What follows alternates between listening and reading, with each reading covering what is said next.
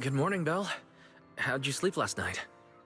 Since you're already up, come grab some breakfast with us.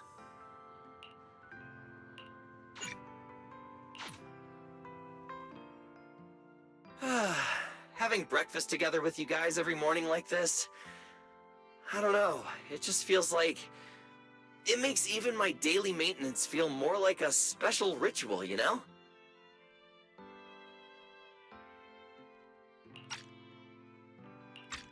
Yeah, and ever since we came to Rose Califer, Belle and I have gotten into a much healthier routine. Oh, Belle, want another fried egg? I've got an extra. I want another one too, with ketchup. Yeah. Wait, Cecilia, that's not ketchup! That's my maintenance oil! What's wrong, Cecilia? Those dark circles are no joke. Rough night? Yeah. It's all because of that thing Norma sent us, that alarm gadget thingy. I was all ready for it. No matter what time it went off in the middle of the night, I was gonna shickle you awake right away. Then we'd go catch the culprit red-handed. But it's been days, and that thing has not made a single peep. But I still couldn't let myself sleep too soundly. It was terrible last night. I counted tens of thousands of eggs and still didn't get a wink of sleep. Yeah, the mastermind stirred up so much trouble before. Why would they suddenly disappear these past few days? Wait, don't tell me our secret operation's already been compromised? I don't think so. The truth behind the Bangbu corruption incidents was never made public. As far as I know, the only people who really know what happened are Lady Dracena and us. But from the culprit's perspective, now would be the perfect time to make a move. We still haven't figured everything out, and we're all being thrown off by those false leads. They seem to have vanished into thin air. Or maybe they're just waiting for the right moment? If we're talking about recent major events in Rose Califer, then the arrival of all those outsiders would be the obvious one. Yeah. That really cool Sunbringer lady did mention something like that. Wait, this culprit! They're not planning to use the crowd and all the confusion to launch an ambush, are they? Probably not, right? I heard today's welcome tea party is being hosted by the ESD. Valina and Norma will both be there, plus all 3 Sunbringers. How dumb would this guy have to be to try anything right under their noses? Fair point. But something still doesn't add up. I guess we'll just have to play it by ear for now. Oh, Belle, what about Toby? The Bangbu we saved with Valina's security key. Has his memory data been restored yet? Oh, right! Norma said before that he might have a key clue about the culprit! Actually, I'm not too sure either. All I know is that ever since the vaccine plugin was completed, Norma's been completely swamped. She hasn't replied to any of my messages these past few days. Aw, man. She's already that busy, and Valina still called her to the tea party to help with the guests. Sheesh, poor Norma. Why do I get the feeling any guest who ends up dealing with a certain super cranky chief technician is gonna have it even worse? Well, breakfast is just about over.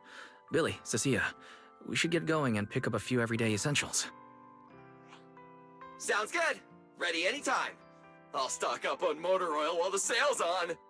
Pudding! And my pudding! Half-price pudding! I'm buying a whole case and stashing it in the fridge! Bill, you're really not coming with us?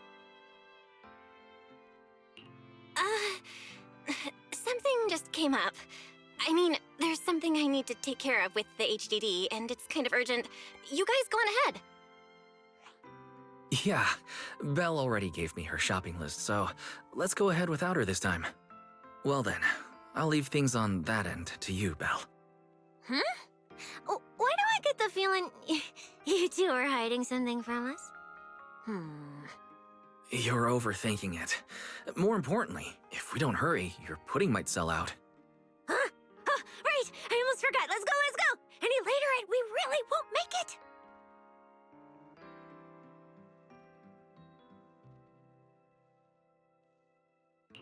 Ah, finally. I have Amber Hall all to myself. It's almost time. That girl. She does have quite the knack for making things difficult.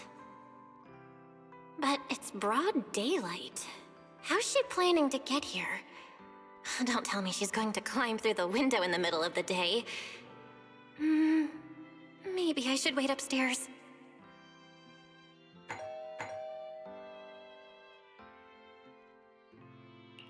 Huh? Someone's here? Who could it be? And of all the times... fine. I'll see who it is first, then figure out how to get rid of them. Wonder who it could be.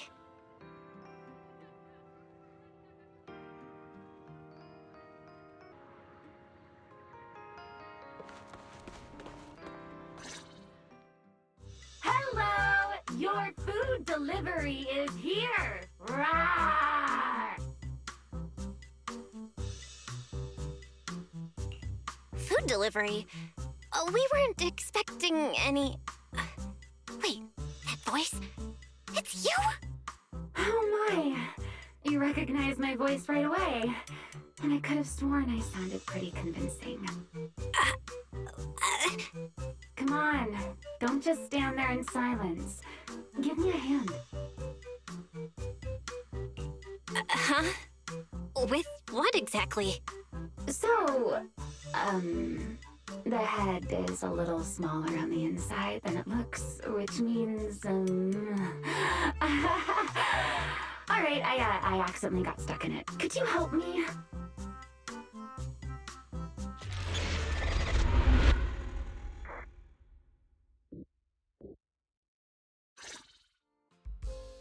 Whew!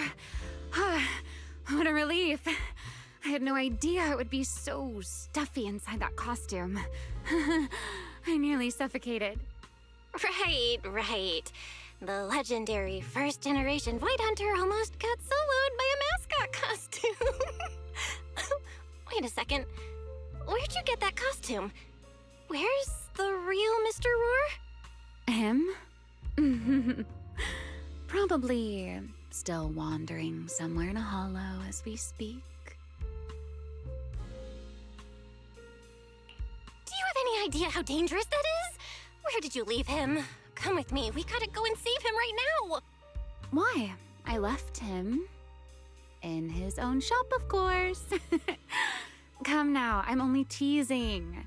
This isn't Mr. Roar's outfit. It's just the same design. That's all. See? Did you truly think I tossed someone into a hollow? Oh, you really have that little faith in me? And whose fault is that exactly? A certain someone never says anything straight, only speaks in half-truths and riddles, then disappears halfway through.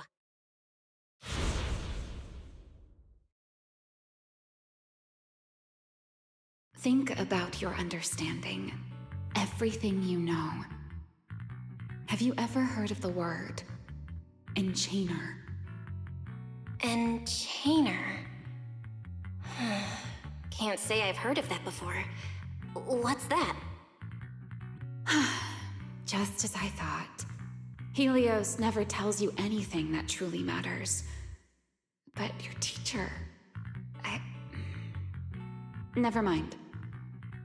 Let me think. Where should I begin? To put it simply, think of them as emissaries of the Creator. Or rather, the true rulers of the Great Hollows.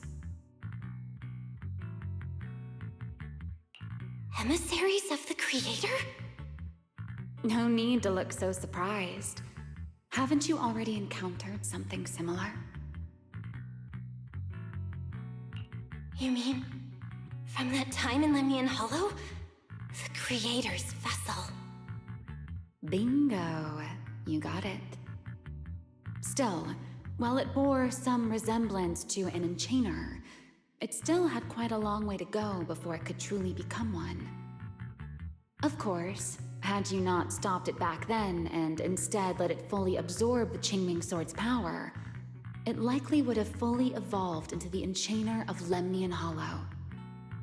I would have gained full dominion over the laws within Lemnian Hollow, whether that's miasma or anything else.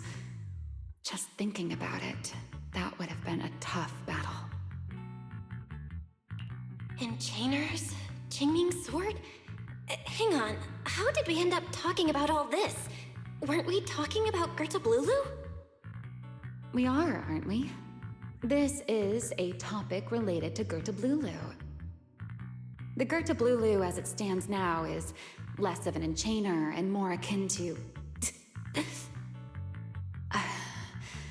of all times. Never mind. Our little Q&A session ends here for tonight. 1 week from now, in the morning, I'll come find you again. Keep it a secret, won't you? Imagine if anyone found out that Miss Transfer Student is actually a partner in crime to Miss Fugitive. Just thinking about the trouble that would cause gives me a headache. Huh? Wait! Ramiel, don't go! At least finish what you were saying!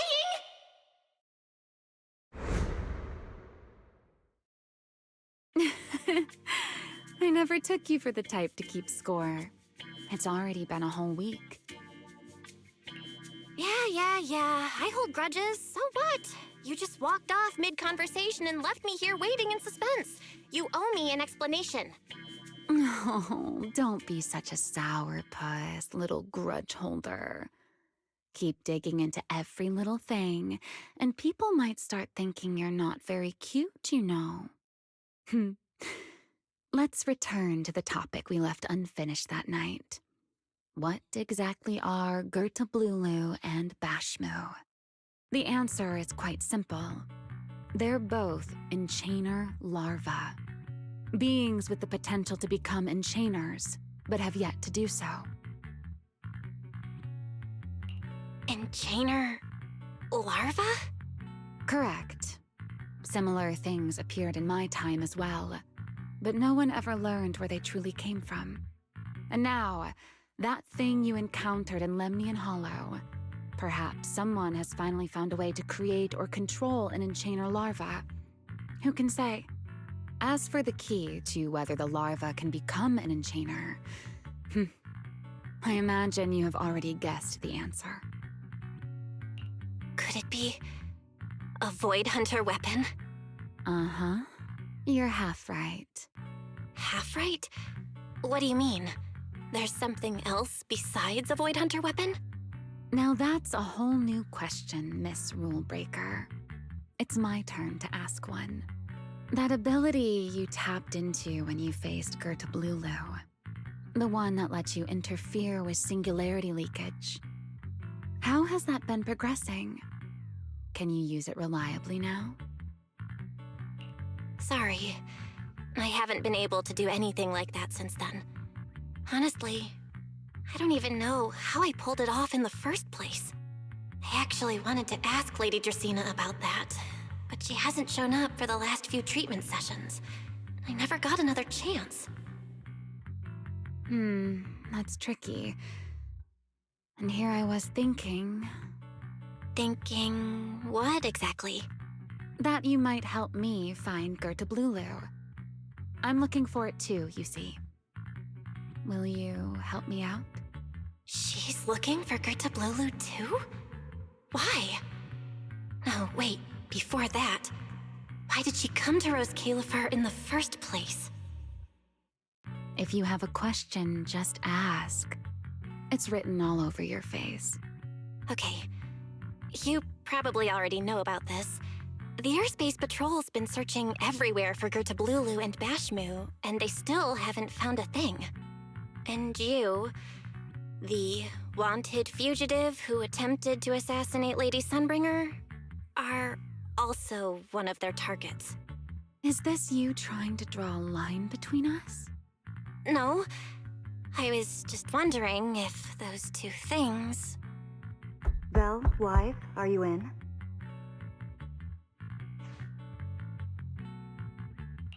Huh? Was that Felina? What's she doing here? Oh, Remiel, hurry up and... Please pardon me. It's about something urgent, so I let myself in. Hi. Good evening. Good morning, Valina. Good morning. Are you having breakfast with Mr. Roar? Huh? Mr. Roar? Oh, right. Mr. Roar and I are, No, Lady Valina. I only stopped by to confirm this lovely young lady's order. Roar! Order? right. Billy's, no, wait, Cecia's birthday is coming up, so I wanted to order a cake for her. But this forgetful young lady forgot to pick a flavor. That's why I'm here to confirm it with her. Rawr. Looks like you two have serious business to handle, so I won't keep you any longer. Rawr. As for the flavor, miss, give it a little more thought. I'll stop by again tomorrow morning to confirm your choice. Roar! Mr. Roar seems somewhat different from usual today. Maybe a little. Oh, right. What brings you here today? Yes. I do have a rather audacious request. Belle, I would like you to accompany me to today's tea party. You want me to go to a tea party with you? Yes, you must have heard already. Guests from New Eridu will be arriving today. I have reserved Cup a Moment and prepared a welcome tea party for everyone. Originally, Norma was supposed to attend as the technical expert, but Toby's memory restoration has reached a critical stage, and she simply can't step away right now. Wait, are you saying you want me to pretend to be Norma? Not quite like that. Belle, I would like you and Wise to attend with me as the collaborators recommended by Mayor Mayflower. On top of that, since you arrived on our island a little earlier, I believe sharing your experience here with the guests at the tea party would help everyone settle in a bit faster. Got it. Wise went shopping with Billy and Cecilia earlier, but I can go with you. Oh, thank you for understanding, Belle. Let's go. There'll be a lot of important people at the tea party, right? There's no need to be nervous. It isn't a formal occasion.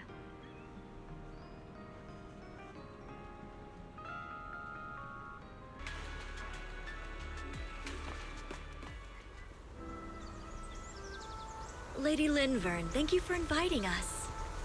Eldrada was the one The view here is really nice.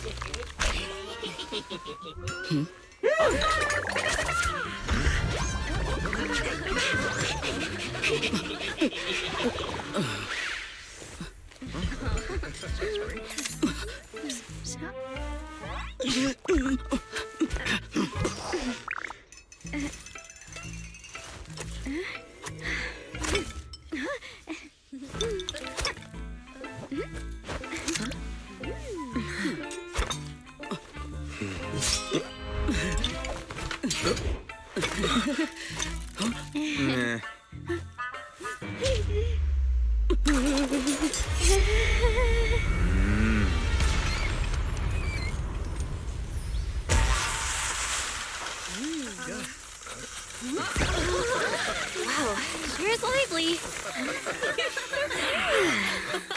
Pretty cool. Wow, that was amazing.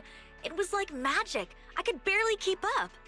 To go to such lengths as to curate this exquisite opening, you truly have gone above and beyond.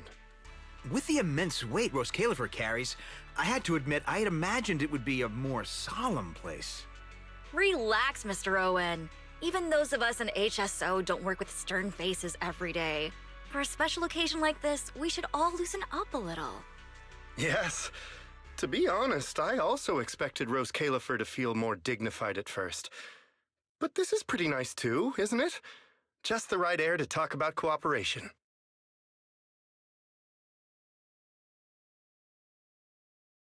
Oh, thank goodness we were spared any major complications. What happened just now? That wasn't part of your plan, right? Hardly. If I'm not mistaken, this little mishap is the handiwork of those little ones from the Enna gang. Enna gang? Judging by the name, is it related to Bangbu? Indeed. In Rose Califer, many small groups form spontaneously among Bangbu, almost like clubs. The Enna gang is one of them. As for the Bangbu there, they always say they're acting in the interest of Rose Califer and all Bangbu, but to everyone else, what they do looks more like pranks. For example, a few days before your arrival, the huge pile of bananas in front of Aurelia Academy was also their doing. It was their way of voicing their grievances against the newest logic cores. I heard they originally planned to lay out banana peels, but Bangbu do not eat bananas, and they did not want to waste food, so they simply stacked the bananas instead. As it turned out, the students thought they were a special courtesy arranged by the ESD, and they were quite delighted for a while. So, that's what you call doing the right thing for the wrong reasons, huh? At the same time, they don't have bad intentions. What harm could those Bangbu possibly mean? They're only a little uneasy about recent changes on the island. It's fine, it's fine. Indulging their wild ideas once in a while can count as a little break from work, I'd say. Not everyone can handle their antics as effortlessly as you do, Lady Lindvern. Lady Lindvern? That sounds familiar. Wait, this is... Allow me to make a formal introduction. Belle, this is the director of the Airspace Patrol Department, Lady Lindvern Sunbringer. Oh my, no need for the lady business. How many times have I said it? We're far past the point of formalities, aren't we?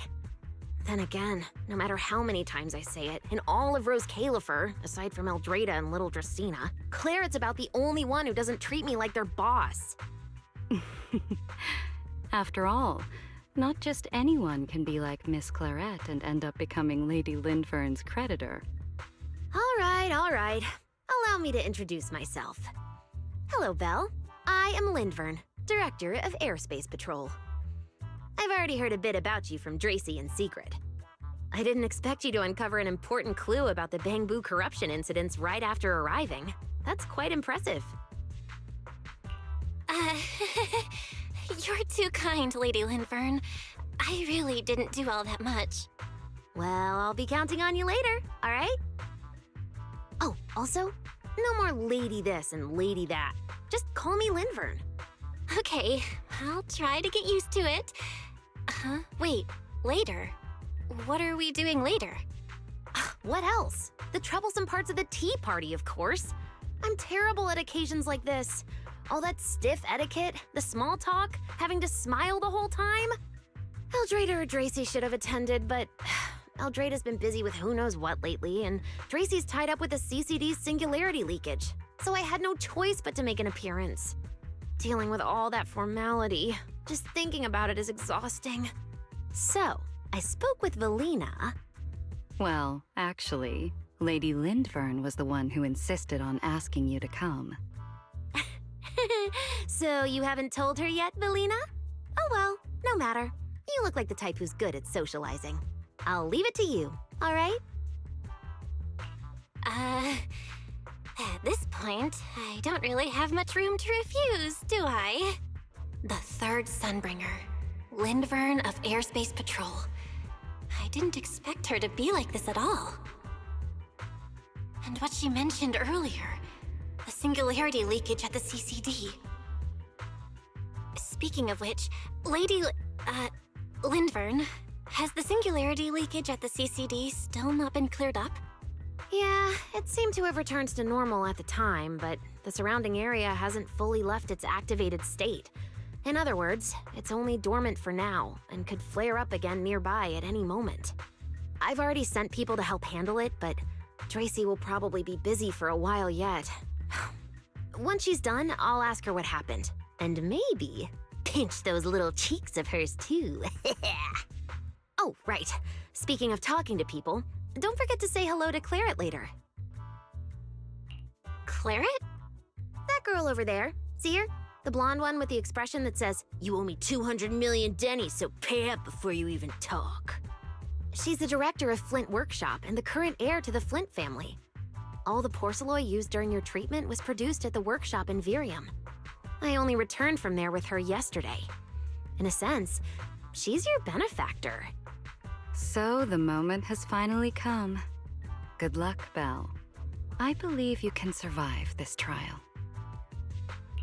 Wait, why do I feel like it's getting more dangerous by the second? Nothing terrifying's about to happen, right? No, Claret isn't that frightening. She's just a little earnest, that's all. If you're really worried, I'll teach you a little trick. Compliment her. Anything will do. Flattery does wonders.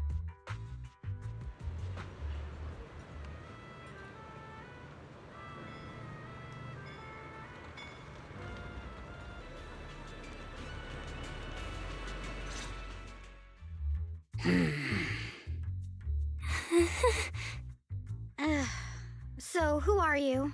Another outsider? You've been staring at me for quite a while. Got something to say? Or is this some kind of new era do etiquette? Sorry, Miss Claret. I was just thinking how I should properly express my gratitude to you. Gratitude? Are you sure you've got the right person? Did I help you with something? Oh, wait, I get it. So you're the one Dracaena and the others are trying to save. Yes, that's me. Thank you very much for your help during my treatment. Oh, I forgot to introduce myself. I'm Belle. Nice to meet you, Miss Claret. Help? Funny, I don't remember doing anything like that. All I remember is someone sweet-talking me into investing in some ridiculous long-term treatment project, then burning through at least 3 days' worth of my workshop's porcelain output in a single day. As for how that turned out, that has nothing to do with you or that byproduct inside you. I'll go have a nice little chat with that innocent-faced little liar myself. Wow, she really doesn't pull any punches. Maybe I should try complimenting her just like Lindvern suggested. Might lighten the air a little. Is there anything else? I'm truly sorry. I never imagined my treatment would require so much porcelain. I know this is an incredibly rare and valuable material that only Flint Workshop can produce. I'll repay your kindness somehow, and I'll never forget what you've done for me. Good. At least you understand. Hey, wait, don't just bow all of a sudden. You don't need to be that formal just to thank me. Everyone's watching. Honestly, you... fine, I'll let it slide since you're at least being reasonable about it. Drop by my workshop sometime. I'll personally take a look at that etheric other situation of yours. I ought to know what my family's porcelain ended up being used for, shouldn't I? Please don't worry, Miss Claret.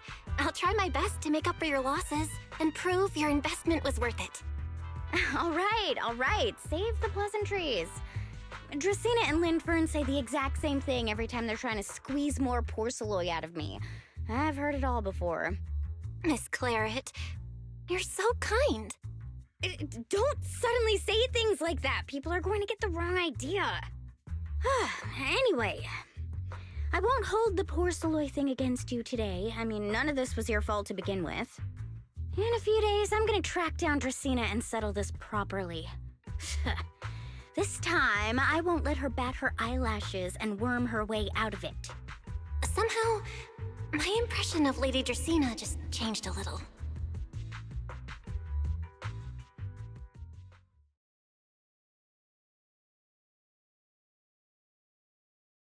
Valina, Sigrid, what's wrong? What happened?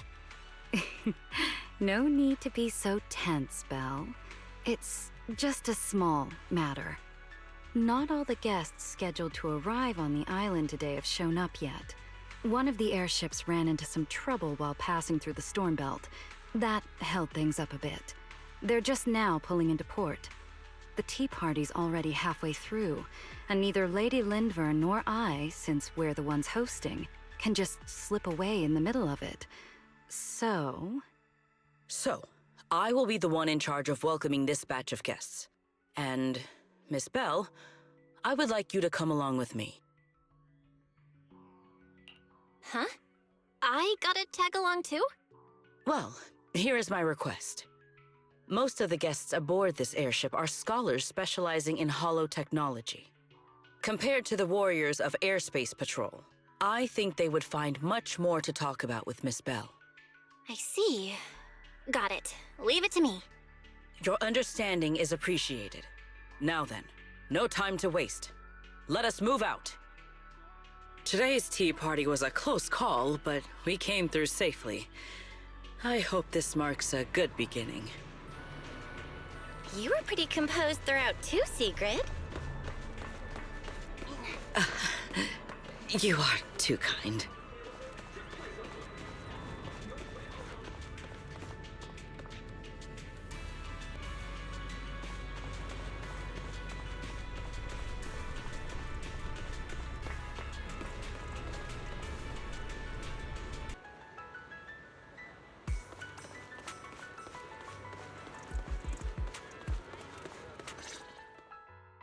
The last time I was here was just after we first arrived on the island.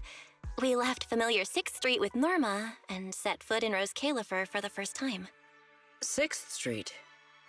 I believe I have heard of it. Is that where you reside in New Eridu, Miss Belle? Yeah. Wise and I run a video store there called Random Play. We also live there. A video store? Come to think of it, the temporary stall in front of Amber Hall is... Ah, I see. That explains it.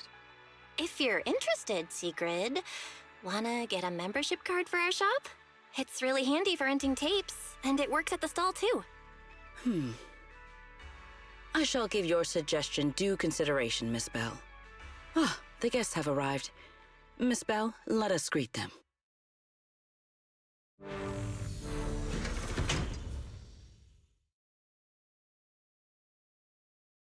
Honored guests, you have come a long way. I am Sigrid de Lazure, Deputy Director of the Rose Califer Airspace Patrol Department. On behalf of Rose Califer, I extend my sincerest welcome to you all. This is Miss Belle, a holo navigation specialist referred to us by New Eridu City Administration. She has previously worked with the External Strategy Department and the Central Computing Department. You're too kind. I only arrived a few days before everyone else, but I hope I can offer a few useful pointers for your time in Rose Califer. Greetings. I am Salvi, the interim leader of this expedition and a member of the White Star Institute. My research mainly focuses on ethereal ecology. Please allow me to introduce the other guest traveling with me. This is Professor Oakley from Metis Academy. And this is Miss Lawton, a peer of mine at the White Star Institute. Both are scholars who have spent years studying the fundamental properties of hollows. And this is Miss Truvia, daughter of Mr. Mossient, the head of High Ambitions Corp. Like you, she is also a specialist in holo navigation. Huh? No. It can't be. She really is. What did I tell ya? We were always gonna win this one. Icarus 2 points, Phaethon 0. That's only twice. Nothing to brag about. Not satisfied? Fine then. Let's run it back tomorrow. Bring it on! We've got all the time in the world. I could go head-to-head with you for a lifetime. Looks like someone's gonna be losing for the rest of their life, huh? Truvia, you... What did you just say? I'm saying, what's that got to do with me? Truvia, you... Why? You could have easily... The Truvia I know would never say something so cruel. Cruel? You... How do you have the nerve to call me cruel? You two... You're the ones who are...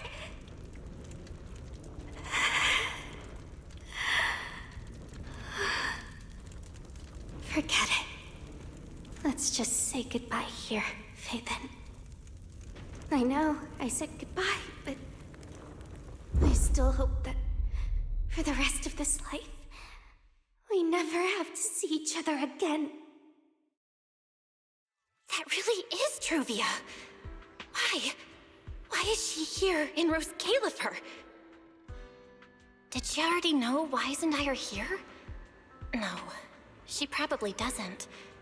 Right, they just introduced her as the daughter of the High Ambitions Corp. Should I pretend I don't know her? Or... No, she seems to have noticed me too. Should I go say hi? Nah, forget it. When it comes down to it... Belle.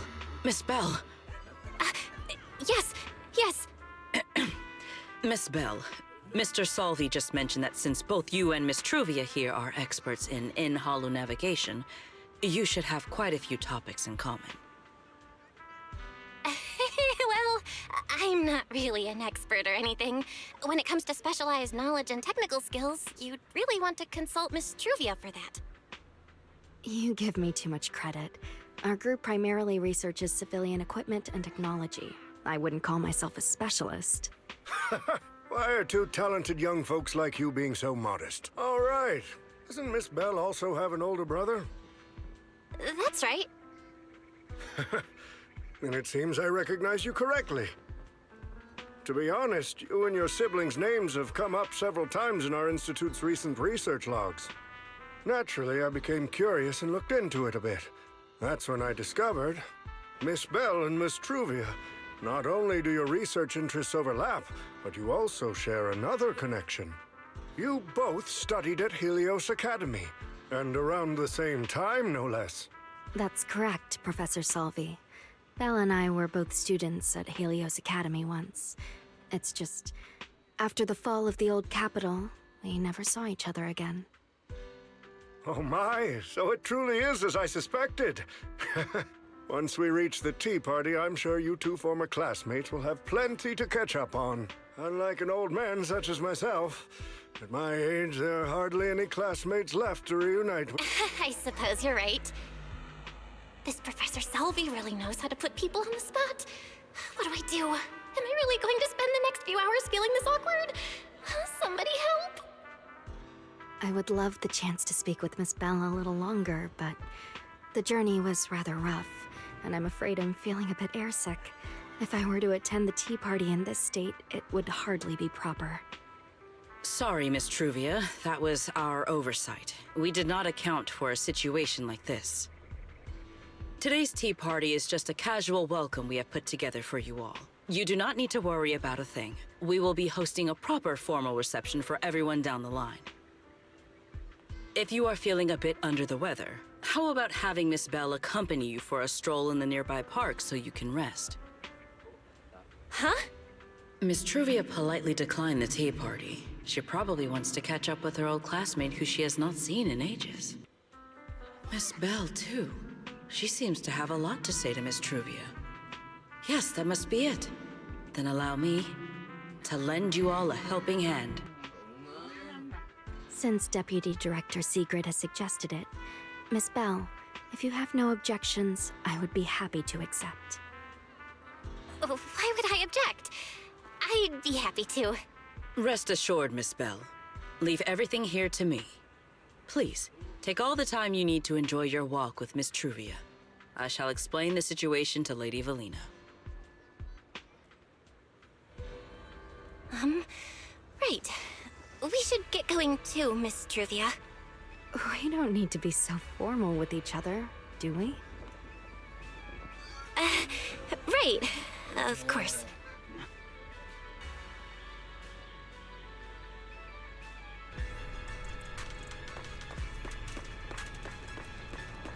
That silver tree. It's not made of porcelain, is it?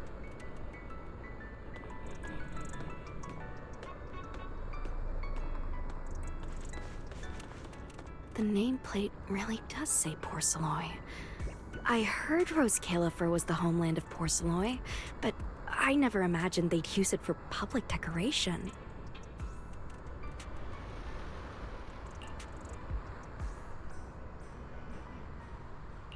I see.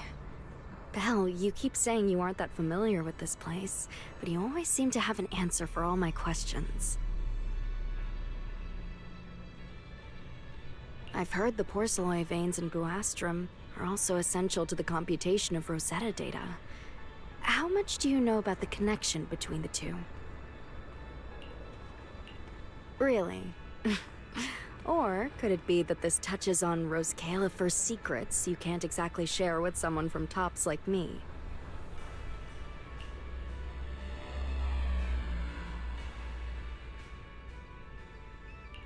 Next time, huh? I'm sorry, Truvia. It's all right, Belle. Come on, let's see what's up ahead. There's so many people over there. Yeah, there's a fountain over there. It's where Bangbu hold events sometimes. Please do not toss objects into the fountain. It looks rather interesting. And enjoyable for everyone.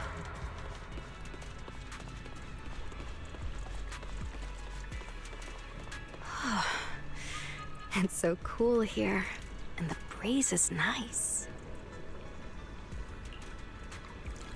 Thank you. I'm feeling much better now. This flight was way longer than expected, and I ran out of motion sickness medicine halfway through.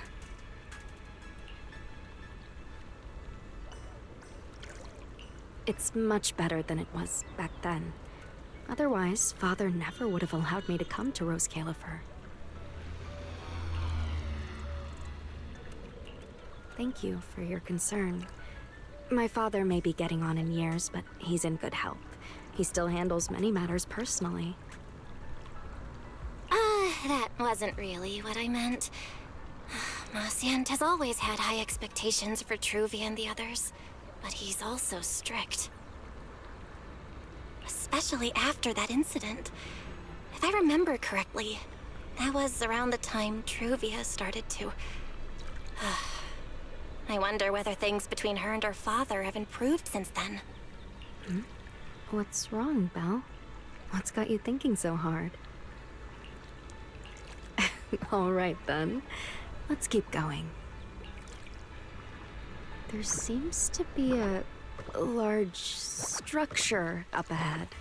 Is that a chessboard?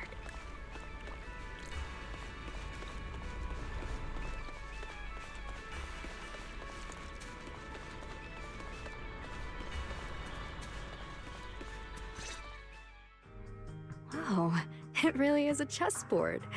I feel like it's been ages since I last played a game of chess. Same here. I still remember. Back then, we were both really into chess. Whenever exams weren't looming over us, we'd always be going head-to-head on the board. I was pretty clueless. Always ticking you off without even realizing it. Picking fights over the dumbest little things. It's fine, Belle. That was a long time ago. Oh, right. How have you been all these years? And your brother, Wise, is he doing all right? We're both doing great. My brother, he hasn't really changed at all. Still fussing over every little thing like a total worrywart. A few years back, we opened a video store called Random Play on 6th Street in Janus Quarter. Business has been... decent, I guess. If my brother didn't keep ordering all those weird documentaries on a whim, business wouldn't be so bad. If you ever have some free time, Truvia, you should totally swing by. I'll have a word with Wise. We'll hook you up with a top-tier membership card, the permanent free kind. You can rent whatever videotape you want. Well then, let me thank you two managers in advance. What about you, Truvia? all these years. Have you been doing well? I guess I'm doing all right. Over the years, with my father's assistance, I've continued my research on holo communication and navigation. Back in the day, as one of the primary investors behind Helios Academy, High Ambitions actually retained a small portion of the related research materials. My father plans to adapt the technology for commercial civilian use. Fortunately, that's something I can help with. What Truvia means is High Ambitions Corp. They've been conducting research related to the HDD this whole time? Does she go in and out of hollows as much as I do? If so, what's the condition of her ocular implants? Moscient, High Ambitions Corp. Do they even know that Helios never actually resolved the hidden dangers behind this power back then? No, I need to make things clear with Truvia, even if it means... Truvia, Truvia, are you still using the ocular implants Helios Academy put in us? As fellow holo navigation specialists, I think we both already know the answer to that question, don't we? Of course, I'm not trying to point fingers, and I have no intention of judging the choices you've made. But for me, I don't want this power to go to waste, and I don't want the memories tied to it to be forgotten along with it. Truvia, you've got it wrong. That's not what I meant. That incident back then, Helios Academy never fully resolved it. And not long ago, my ocular implants started acting up again. Enough! Let's not talk about this anymore. I want to hold on to those memories, but that doesn't mean I want you tracking me back to that day. I don't want today, this day of our reunion, to become the continuation of that day. Sorry. It's okay. That's all in the past now. And childhood, it's nothing more than the briefest chapter in our long, drawn-out lives. Compared to the present and the future, it's insignificant, and not really worth you and me bringing up over and over again.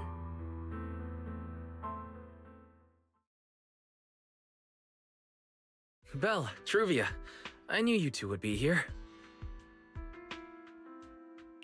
Wise, what are you doing here? We were heading back after shopping when we passed by Cup a Moment just as the tea party was wrapping up.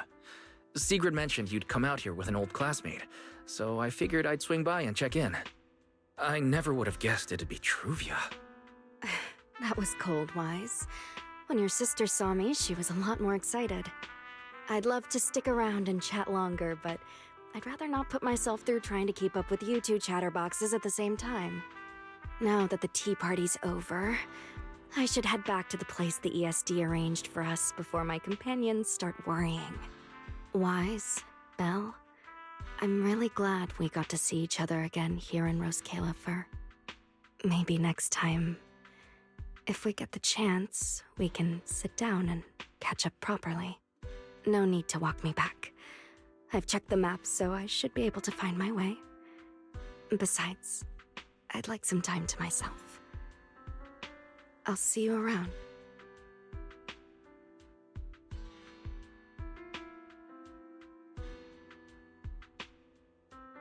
Did something happen? When I got here, things felt a little off.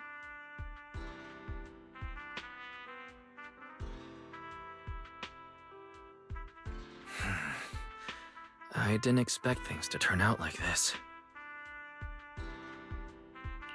Sorry, Wise. I got ahead of myself. I should have thought it through before bringing up the ocular implants with her. It's okay. You meant well. Don't overthink it. The power inside us. We don't know how much Truvia understands it. But if anything goes wrong, we're going to have a serious problem. But there's no way to talk about this without bringing up Sir Pico. We need to find the right way to tell her.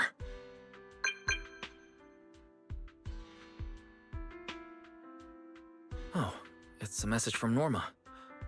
Toby's made some progress. She said all of Toby's memory data has been fully restored, and there's something important she wants to show us. She's telling us to get to the academy ASAP. All right, let's head over there now. Something important. Might be a clue to the real culprit. Come on, let's hurry and find Norma.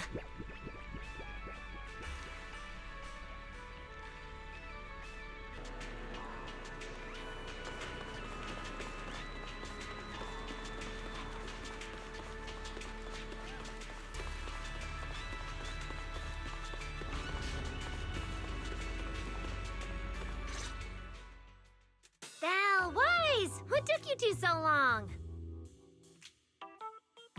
Norma, did you find anything in Toby's memories? Any clues about the culprit? What exactly did they do to those bamboo? Whoa, slow down! Your expectations are way too high. Now you're making me nervous.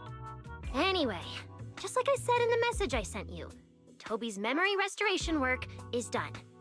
Some of the data's been totally wrecked by corruption, but no biggie. I still managed to dig up someone who looks like a prime suspect. I've already seen it plenty of times. Here, take a look for yourselves. So you actually woke up, huh? Sorry. If you just been a little more cooperative, it wouldn't have had to come to this. Poor thing. In a moment, you're gonna get in that machine, nice and quiet. Shh. Don't be scared. Soon you won't remember a thing. You've been entrusted with a very important mission. Don't forget that. This guy. Who is he? Based on what he said, he's gotta be the culprit. Exactly. That's what I think too. Unfortunately, though, Toby had already completely lost the ability to move by that point. He never got a look at the culprit's face. Even though we've confirmed there is a culprit, we don't have a lot of clues beyond that. Wait, the culprit mentioned something about getting Toby into some kind of machine. If we can find that machine, we might be able to track him down. Wise, that's it. If we can find that machine, we can follow the trail straight to the culprit. But where do we even start looking? Huh? Norma, over here. On the wall behind him, looks like there's something there. Can you zoom in on it? You got it. Huh.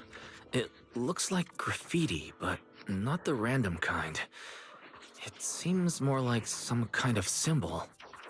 Wait, isn't that the symbol of the Enna Gang? The Enna Gang? I didn't expect this to be Enna Gang turf. Wise, Belle, do you know anything about them? I ran into them at the welcome tea party today. Thankfully, it was just a few harmless pranks. Nothing serious. Oh, again? Those little guys sure have energy to burn. But how did they end up getting involved with the culprit? It's also possible that the culprit just happened to be on Enna Gang turf. I've heard the Enna Gang is an organization that really cares about bamboo rights. They shouldn't be colluding with humans who intend to harm bamboo. Looks like the only way to find out is to check out the Enna Gang's turf ourselves. Norma, do you know where we should start looking? I don't know the exact location. I just heard they sometimes meet up near the Clink Market on Gear Street to swap bottle caps they've scavenged.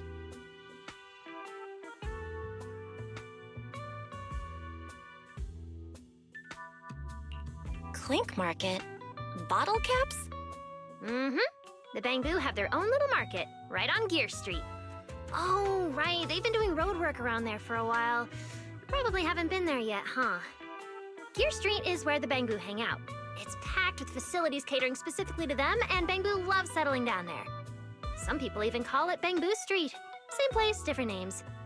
As for bottle caps, I don't know if you've noticed, but the Bamboo and Rose Califer are absolutely obsessed with collecting all kinds of bottle caps. They've basically become hard currency at this point. More useful than Denny's, even. So basically, if we want to go collect intelligence from the Bamboo, we'll need to have some bottle caps ready. Huh. Oh, I just got an idea.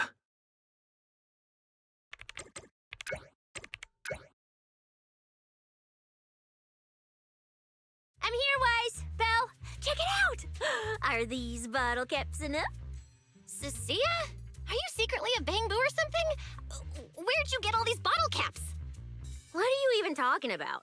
I brought these myself. Before coming to Rose Califer, I was worried there wouldn't be anything good to eat, so I stuffed a ton of snacks and drinks into my luggage. And then, things have been crazy lately with one emergency after another. I forgot to take out the trash in my room, and then Anyway, the bottle caps you wanted, I found them for ya. Never thought the day would come when I'd be grateful that Cecilia never bothered to take out the trash. But what do you guys need so many bottle caps for? Feeding your Bamboo? Oh, I see. Now what are we waiting for? Let's get moving! I'll sit this one out. With someone from the ESD tagging along, I doubt you'd get anyone to talk. Here, I've marked Gear Street on the map for you. The road there should have been fixed up yesterday, so you can head straight over. But hey, don't go telling anyone I'm the one who tipped you off. All right, let's go. We'll catch you later, Norma.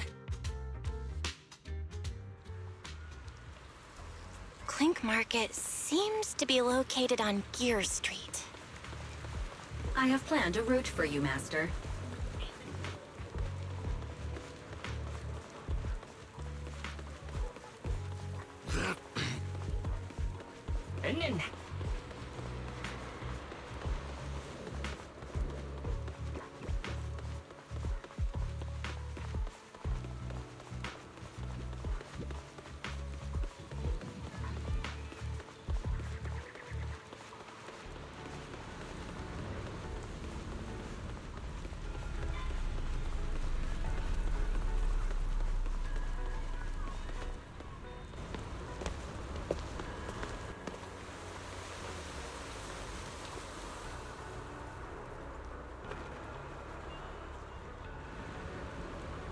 Master, we have arrived at the target location, Gear Street.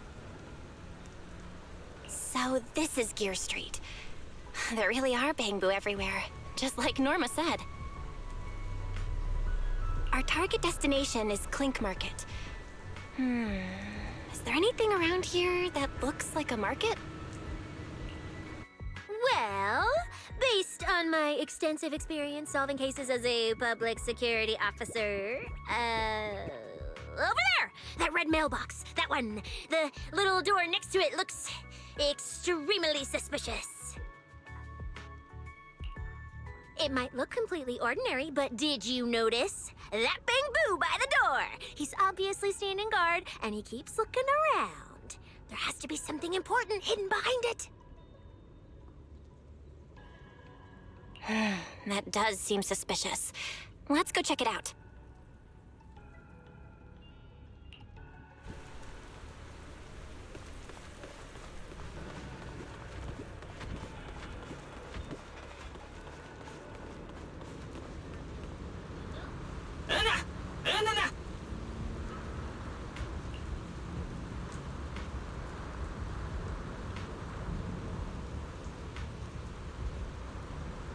I want to visit Clink Market and pick up something for my Bamboo back home.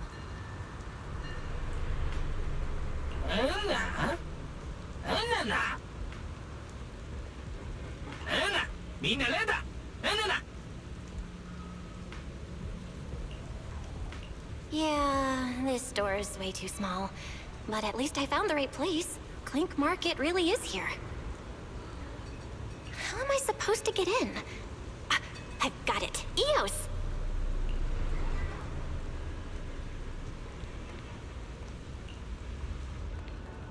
All right, that should do it. Let's go in and take a look.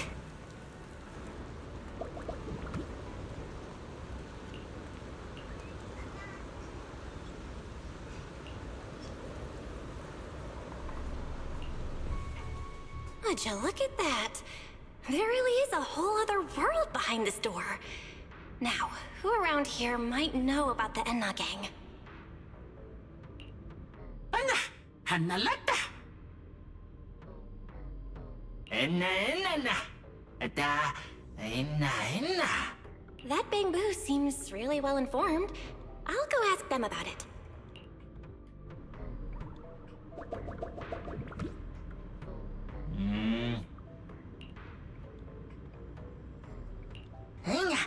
What the?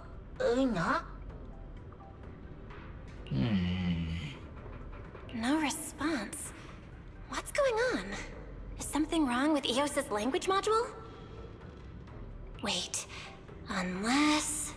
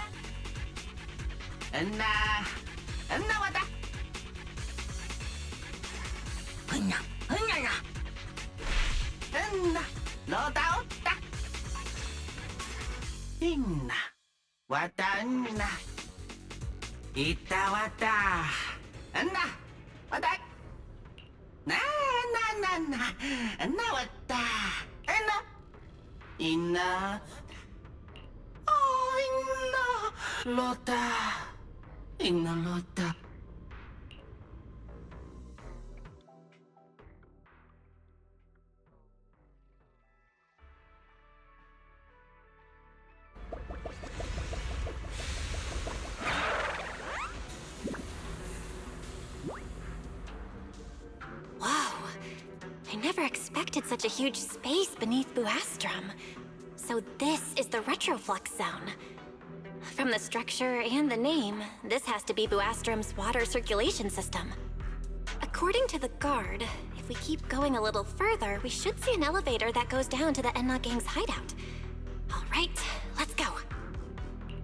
Master, I suggest taking the elevator ahead to reach your destination.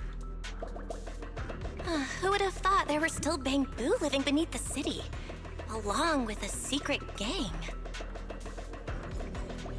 Though, in such a cramped place, only Bangbu could move about freely. I wonder what the Enna Gang's hideout is like. Hopefully we can find some clues that point to the culprit.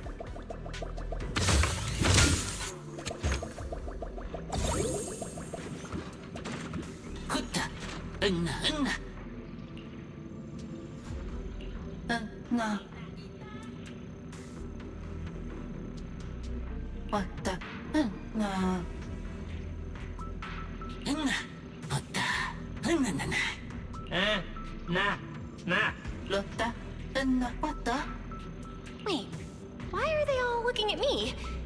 I'm still trying to figure out what they were mumbling about. Guess I'll have to wing it for now.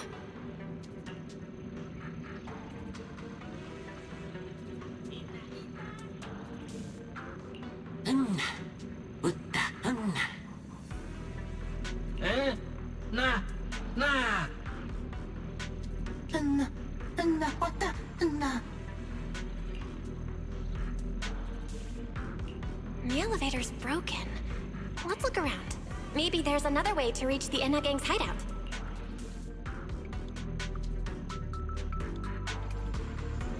Maybe I can hack into those robots.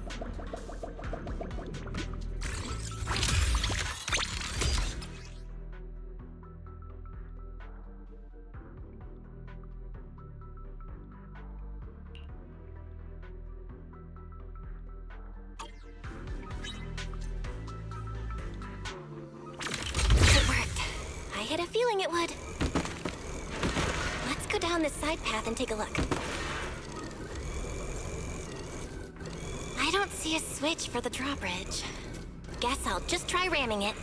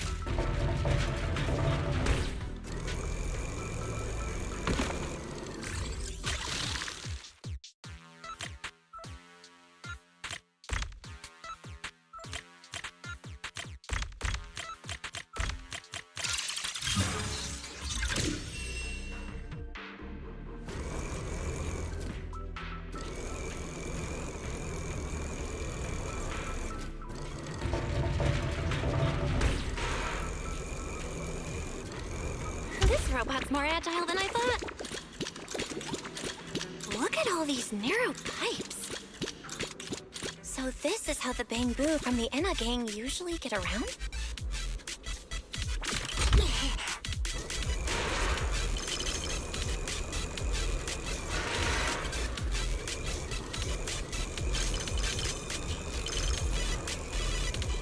Whoa! Am I supposed to go down like this? But it's actually pretty fast.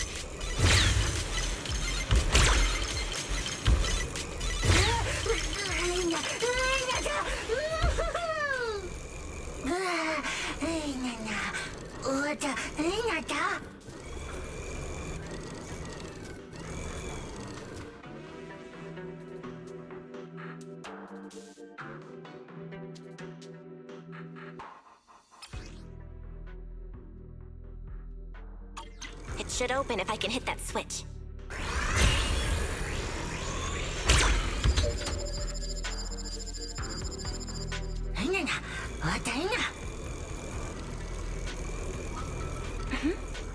I think I hear something nearby.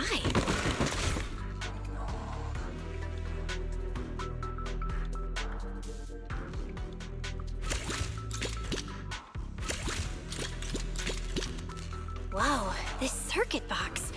If no one fixes it, it's gonna catch fire. No wonder the elevator broke down. Let's try fixing it. We might need to come back later, and I really don't want to crawl through the pipes again.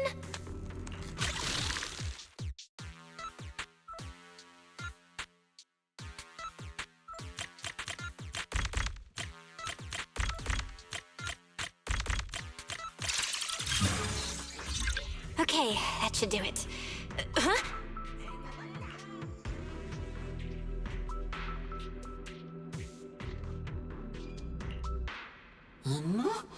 Lennonetta? Anna, Otalota, Anna. Anna, Anna, Itta, Wata, Anna. The Enna Gang's Bamboo keep mentioning this revelation. It's been bothering me for a while. What in New Eridu is it? Could it be a clue about the perpetrator? Or...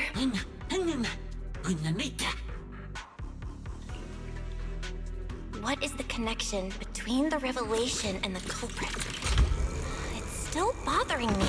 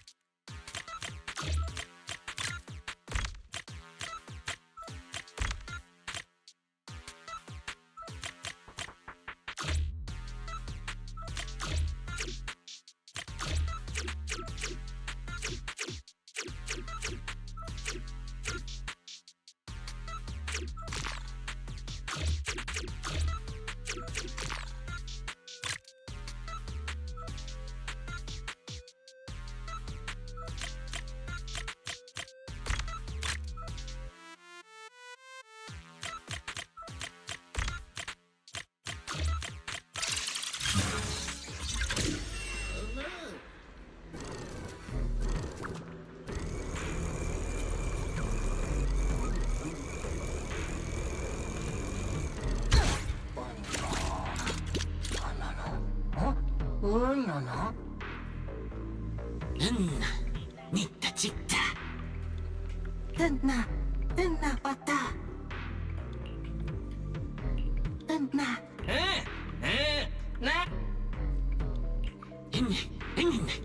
Master, based on a rough calculation, the probability of this vehicle safely delivering EOS to the destination is 98.732%. That's way too precise.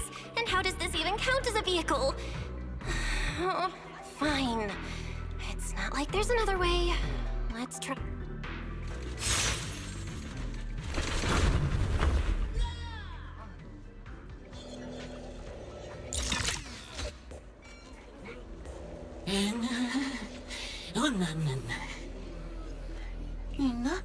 Nina Wata?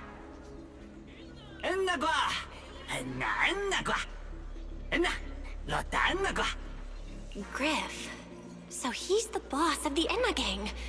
Maybe he knows something about the perpetrator. Come to think of it, this place really does look a lot like what we saw in Toby's memories. Also, something's really strange. Almost all the Bamboo here seem to be Databoo. But why? No. Wata Tota. Ena Panna. Luna Wanda. Anna. Anna? Anna Wata? Anna. Anna.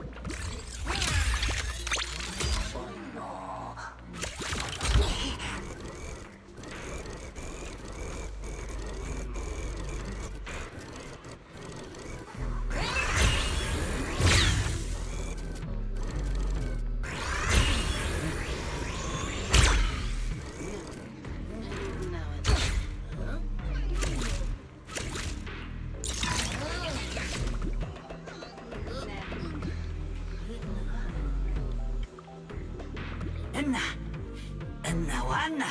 Kwa. Otana. Ona.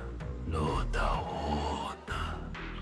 So this is Prophet Boo, the oldest Bang Boo of the Enna gang.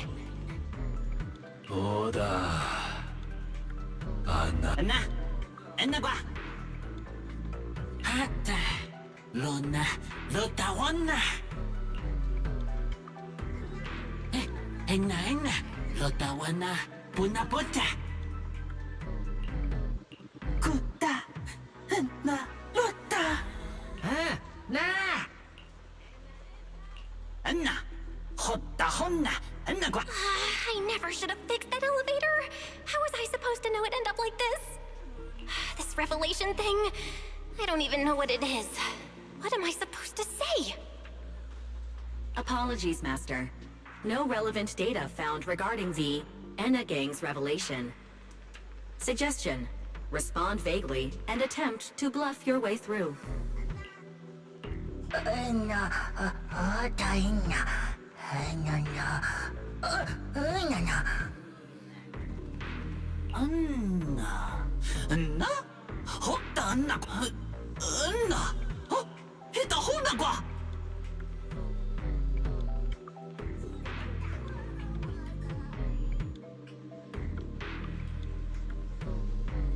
Anna. Anna nita. Anna kwa. Anna. Anna. Lonata. Oda hada. Lona. Ina. Anna. Anna kwa. Anna. Bonaeta kwa. Anna. Anna kwa. Anna ida kwa. Anna kwa. Anna ina kwa. Oh? Is that so? Then come on in. Anna. Anna. Anna. The Great One. Could that be the culprit? That voice sounds weirdly familiar.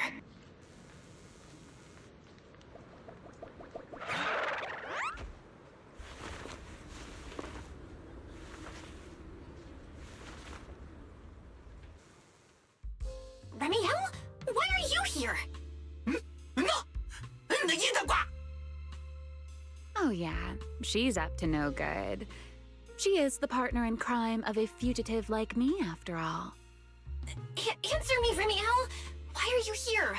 And what are you doing with the Enna gang? Oh my, that is a curious question.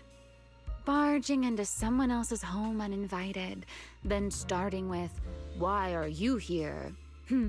How terribly rude. Oh, wait. I suppose I did something similar myself not long ago. Never mind. Not important. Yes? Haven't I mentioned before? This is the proxy from the External Strategy Department.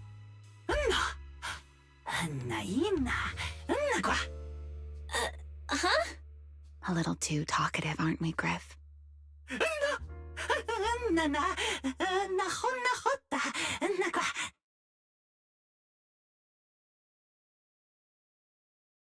Well then, it's just the two of us now, my charming little Bang Boo. I must say, I didn't expect you to have such a practical, yet rather adorable, little skill. You haven't used this, little trick for anything mischievous, have you? I feel like you're imagining something really weird. Wait, how did you manage to get me off track again? If I remember correctly, in our Q&A game, it's my turn to ask the questions. Sure. What would you like to know this time? Why are you on the Enna gang's turf? And why do all the Bang Boo here seem to respect you so much?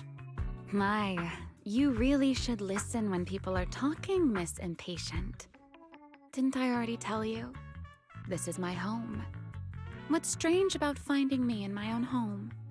So, You're the real leader of the Enna gang? What are you talking about? The leader of the Enna gang is Griff, the one who brought you in just now. Me? I'm only a poor soul they took in recently, that's all. But don't the Enna gang's Bangbu hate humans? Why would they? Because the Bangbu they call Prophet Boo saw me once, long ago. It must have been over 100 years ago. I never imagined a Bangbu could live that long. In his eyes, I'm still the Void Hunter, and a friend of their mother, Lady Sunbringer, the person they hold most dear. But that makes even less sense. Weren't you wanted because you tried to assassinate Lady Sunbringer and failed? In which case, shouldn't the Enna gang's Bangbu hate you even more? Oh, that part's simple. Because, as far as the Enna gang understands it, the 3 Sunbringers now governing Rose Califer, they're all imposters. What did you say? The 3 Lady Sunbringers we have now, even if they're not exactly as they once were, they're still Sunbringers, aren't they? Who knows? At the very least, the Enna gang Bangbu don't see it that way. They believe only in the revelation they saw. And to them, it's proof that the true Lady Sunbringer is calling out for help. The revelation they saw, what exactly was it? How should I know? I'm not a Bangbu. But I've heard this so-called revelation is a vision that occasionally appears to Databoo while they're processing Rosetta data. The true Lady Sunbringer, imprisoned in endless darkness. Huh? Wait, hold on. The real Lady Sunbringer is imprisoned? By whom? No, that can't be right. There's no way anyone could pull off something like that. Sorry, I've got no idea either. All right, Miss Curious. I've answered quite a few of your questions already. Is it my turn now? What do you want to ask? No need to be so nervous. Aren't we close enough to tell each other anything by now?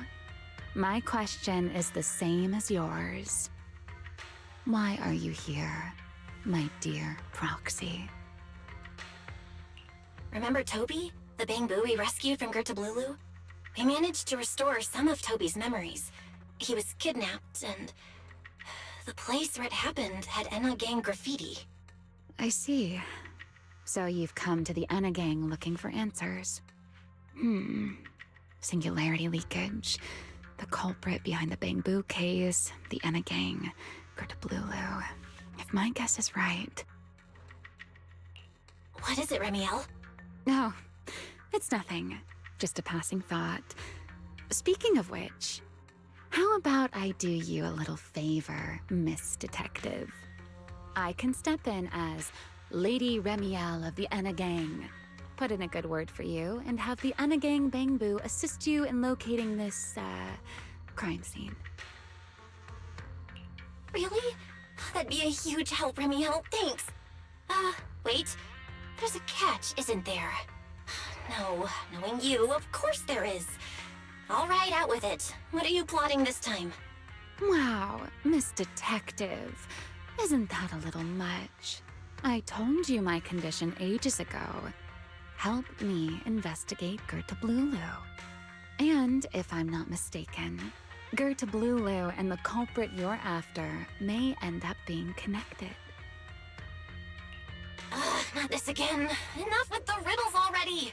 Remiel, could you please clarify what you mean? Very well. I'll try to restrain myself. Though, I am rather fond of riddles. A riddle keeps the uninvolved safely in their garden of ignorance, while guiding those who seek the truth one step at a time toward the heart of the mystery. In the end, a riddle is simply what truth looks like when the people involved don't all have the same information. But enough philosophy. Let's ask Griff about the place you're searching for.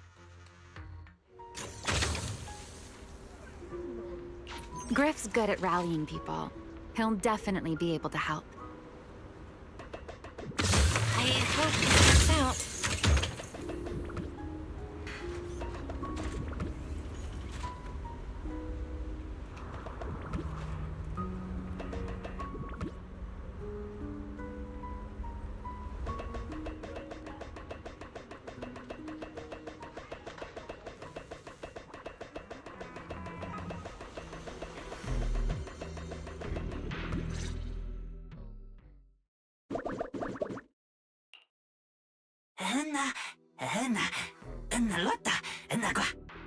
Just as I'd expect from you, Griff. Quick and efficient.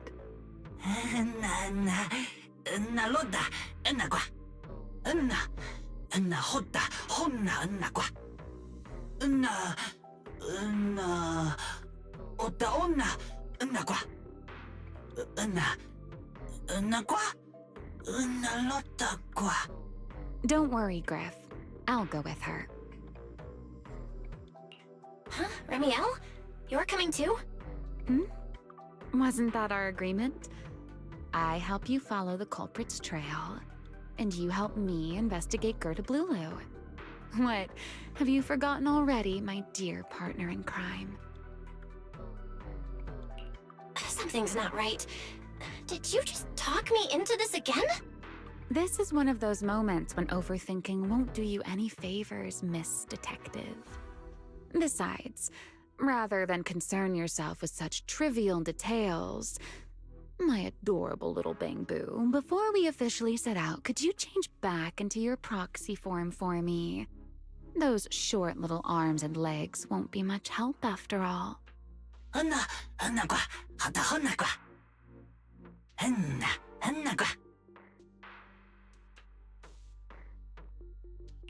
Got it. I'll be right there.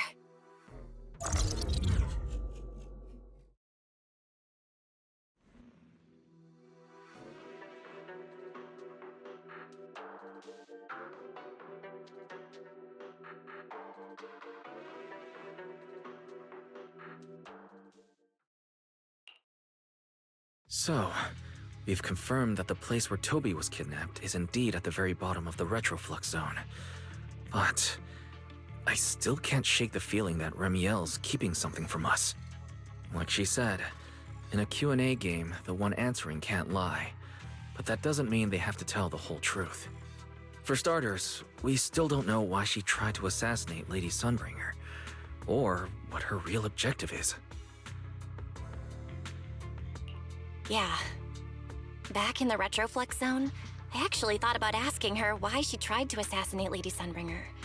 But somehow, I had a feeling she'd just dodge the question.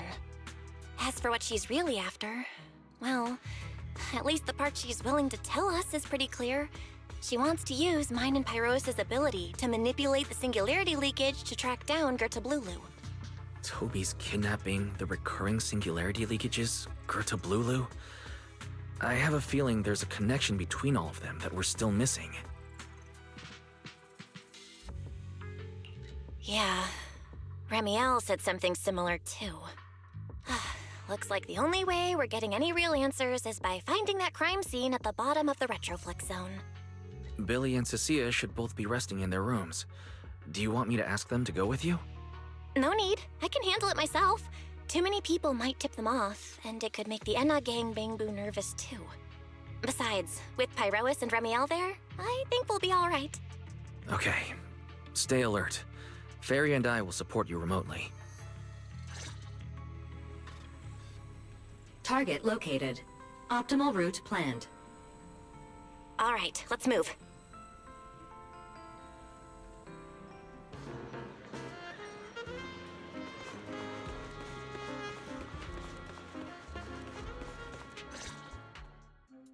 Pardon me. Is something troubling you? You have been circling this phone booth for quite some time now.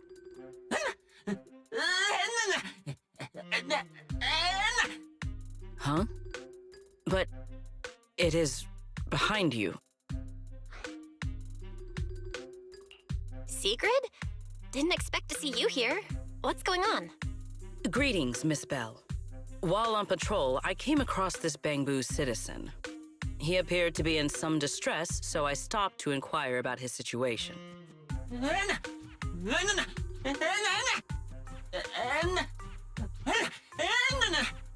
Waiting for someone? And who might that be?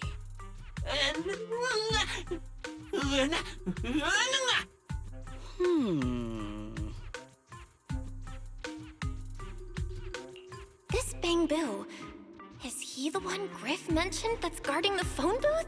Oh, he's way too nervous. Secret's already starting to get suspicious. I've got to think of something before he gives himself away. Secret, actually. The person he's waiting for is, I see. Citizen, the one you await is Mr. Gaboo. Is that right? Mr. Gaboo? Who the heck is that? I do not know. But we must stay here. We must wait for Mr. Gaboo. Perhaps today. Perhaps tomorrow. But one day, we shall wait no longer. For Mr. Gaboo will finally arrive. Huh? Oh, it's a line from the famous play, Awaiting Gaboo. Did I get that right, Mr. Actor?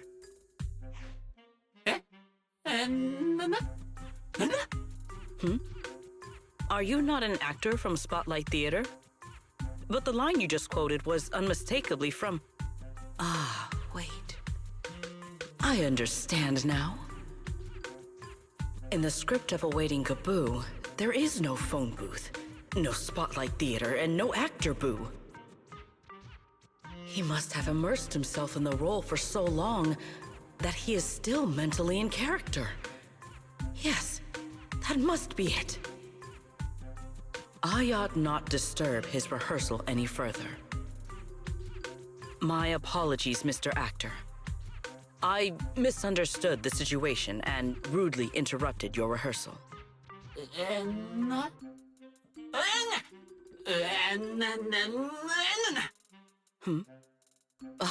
Indeed.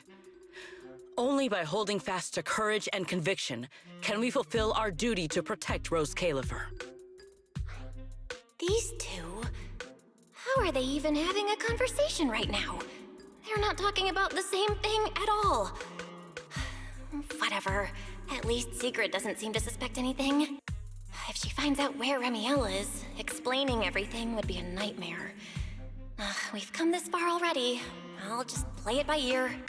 Well then, now that the misunderstanding has been cleared up, I shall not interrupt your rehearsal any further. Farewell, you two.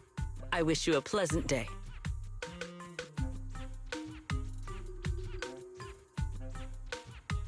No.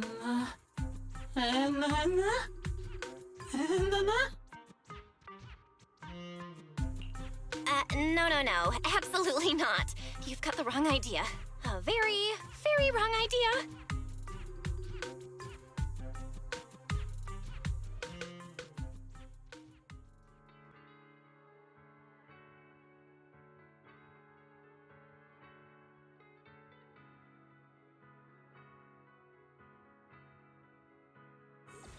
Well, it's about time you showed up. Amber Hall isn't that far. What kept you?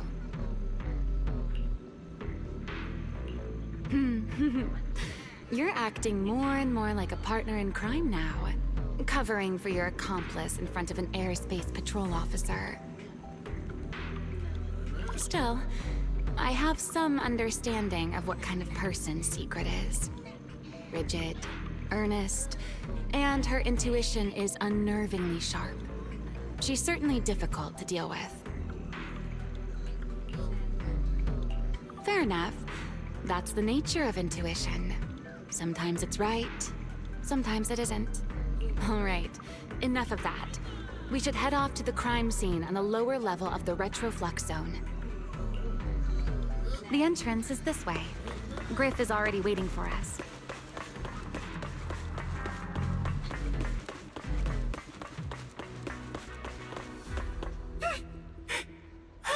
All right, Griff. That's enough for...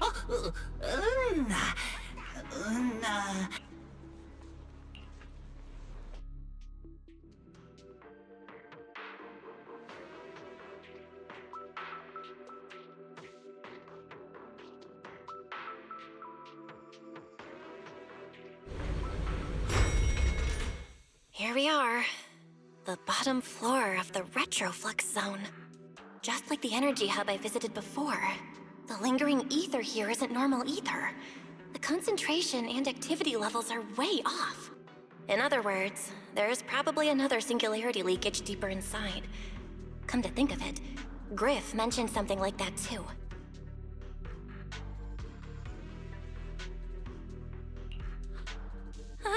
Hey, that tickles. Remiel, what are you doing? Why, to bring a certain someone back from her own little world, of course. Now then, Miss Detective, what new clue have you uncovered? Oh my, are you upset? Then how about this? I'll give you a feather as well, and you can try to get me to sneeze too. Then we'll be even Steven. Deal?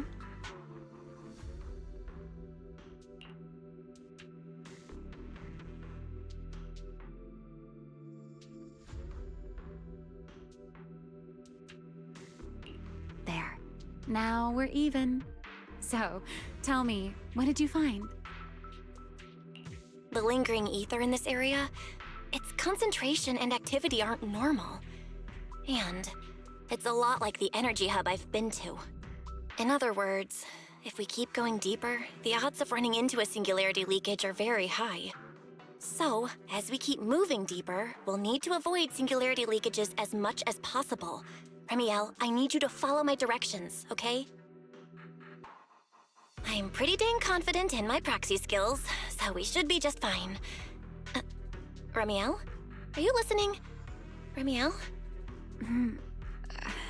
I'm listening. Please, go on. I already finished, Miss Absent-Minded Void Hunter. My apologies. My mind wandered for a moment. It won't happen again. But I did hear everything you said. Really. Relax. I'll follow your lead. After all, your faith in the legendary proxy. I'll leave the route planning to you, oh great Faithin. Mind using a different title, oh great wanted Void Hunter? I swear, you're always way more demanding of me than anyone else.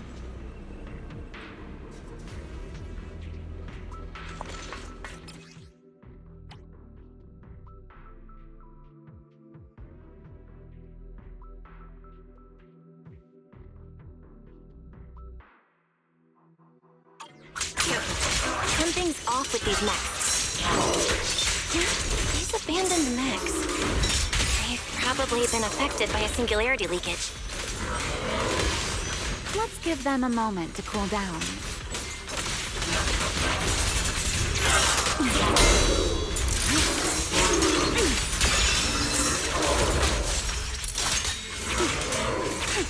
The wind's rising.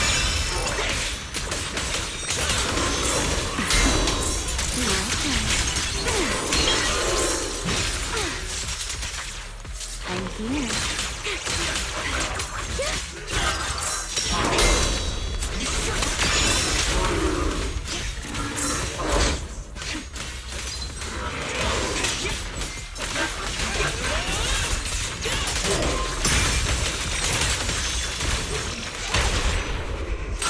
What am I gonna do? Unruly rascal. Done. Let's keep moving.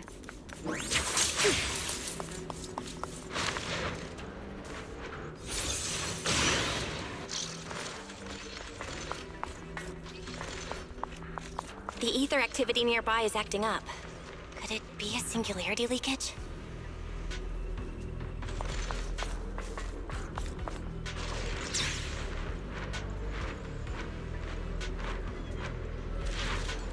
There are way more enemies around here than I expected. Remiel, how's it going on your end? Losing to spread my wings myself. These enemies are far too strong. I couldn't possibly defeat them. Abandoned mech beats first generation Void Hunter. Yeah, that'd make a pretty wild headline.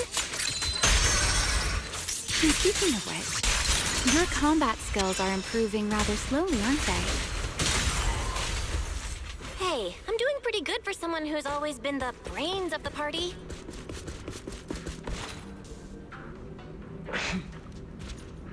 Pyrois, I heard that.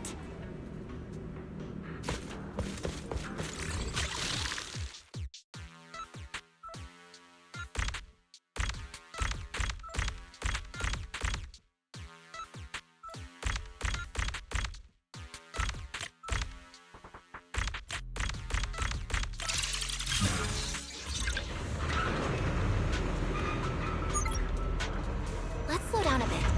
The area's data still hasn't... Remy, wait, don't!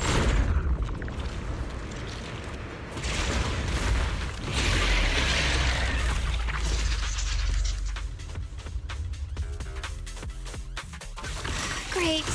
We still ended up in a singularity leakage. Since we're here, let's finish this quickly. All right, let's go, Pyrois. Galactic flame! Eternal imprisonment! Don't fret. All will soon be calm.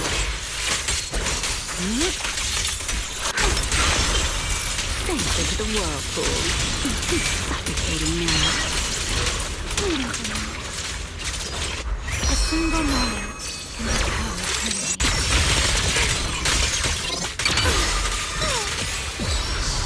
I can hear your heartbeat.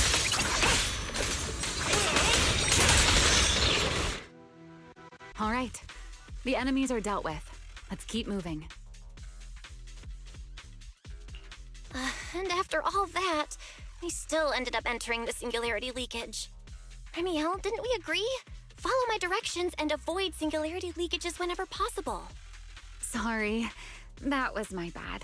It won't happen again. I'm not like you, Remiel. You were right. When it comes to combat skills, I really haven't improved much. I've mostly just been relying on Pyrois' power. That's why I've been trying to stay away from those dangerous singularity leakages. At the very least, I don't want us getting dragged into a fight where I'd only hold you back. If you ask me, you're being far too hard on yourself, Miss Proxy. The proxies I've known, well, there haven't been many, but among them, the only ones capable of entering a hollow and fighting in person are you and Joyous. What was it you all ended up calling him again? Ah, right. The predecessor of proxies. I'd love to see the look on his face if he ever heard that title. Look at it this way.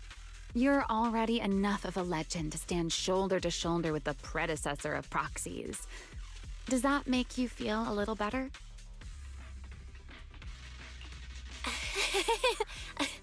Thanks, Remiel. But putting me on the same level as Mr. Joyous? You're giving me way too much credit. It's not such a stretch. If you ask me, his combat skills may actually be worse than yours. He's your complete opposite. Always convinced he can handle anything. Yet the moment a real fight begins, he's the first one flat on the ground. And you're the sort of person who's already doing well, yet still quietly tells themselves it isn't enough. For a beginner, your combat skills have improved remarkably quickly. I know many of your friends excel in combat, but there's no need to measure yourself against them. Don't forget, you're Proxy. You always have been, and you still are. There are many things only you can do. As for the things you can't do alone, I believe your friends will be right beside you to accomplish them together. Remiel, where did all that come from? And no riddles? Did your chronic Riddler syndrome finally clear up? Oh my, I thought you'd at least thank me first. Thank you for dragging us into a singularity leakage. For sharing a bit of old gossip about Joyous, of course. There aren't many people in this world who still remember what happened back then. Remiel. Now that you're feeling a little better, it's time we kept moving. The crime scene you're looking for should be just below us. As for finding a way through the singularity leakage, I'll leave that to you, my stubborn Miss Proxy. Wait, who's being difficult here, Remiel? Yes, I wonder, who could it be?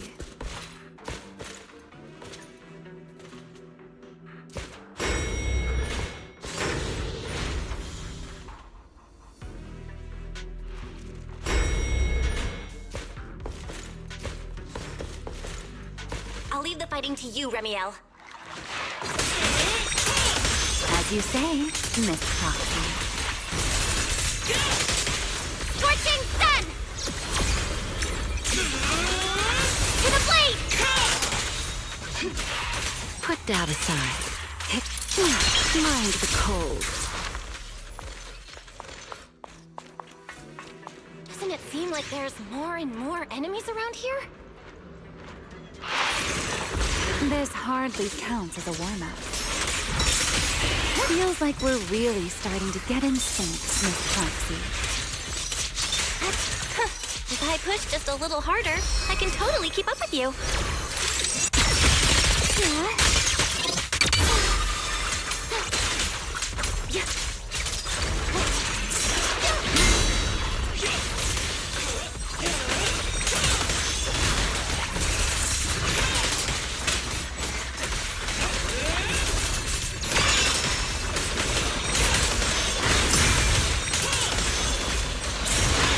Wield the blade with me!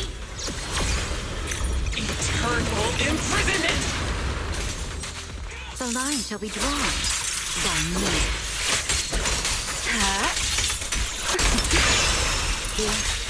Hear the howling wind. Finally, it's over. Come on, let's keep moving. Your stamina is just short of a passing grade, Miss Proxy. There it is. That's the place from Toby's memory.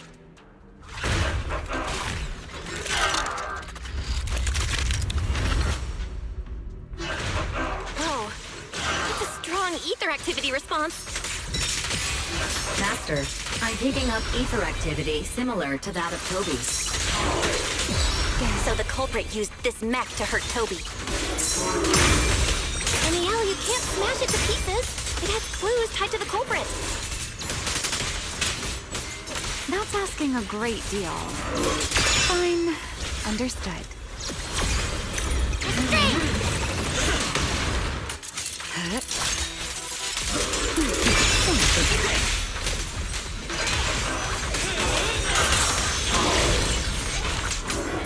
Don't get scared. That's right.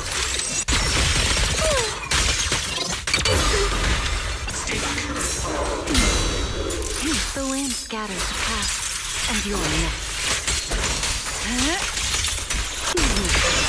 Take this. Wind shear. Nice hit. Info and depth shall be disciplined. Let's bring this to a peak.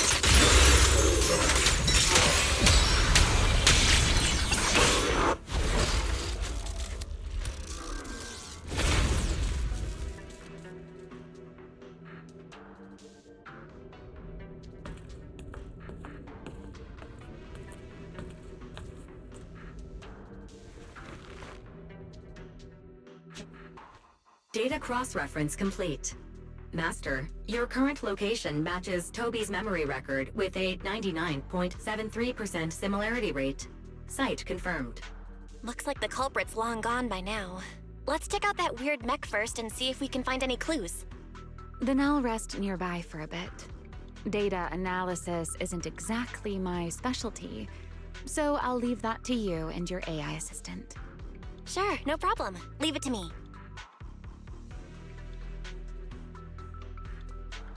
Just as I thought. The culprit used this mech to implant potent ether into the Bangbu. And there's something else. I'm seeing traces of a virus inside the Bangbu. Was the culprit trying to control them remotely and make them commit crimes? Or maybe... Best be quick, Miss Proxy. I damaged that mech's ether battery during the fight, so there's no telling when it might explode. Huh? Why didn't you mention that sooner? Wait, what's this? A video? No. It looks like a photo. How is that possible? Why is he here? No, that's not possible. He should have... Serpico? How could Serpico be here? Huh? That image that flashed by just now, what was it? The culprit's face? I feel like I've seen it somewhere before. I'm not sure, but... this mech's data is way too corrupted. Fairy, can you recover that image from earlier?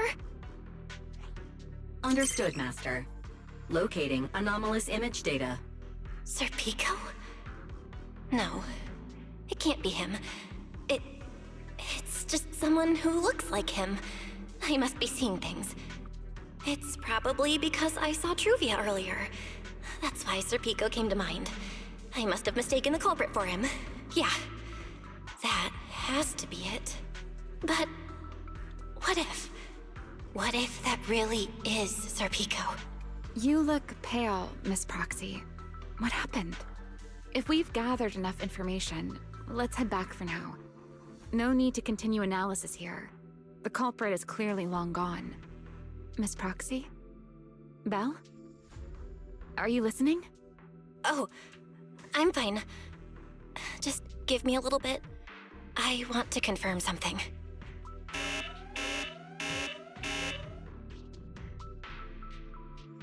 Belle, stay away from that mech. Explosive device is So close. active. Gotta figure this out. Please evacuate Wait! A clue! What did you do? What did you do? You have a death wish or something? Are you trying to get yourself killed?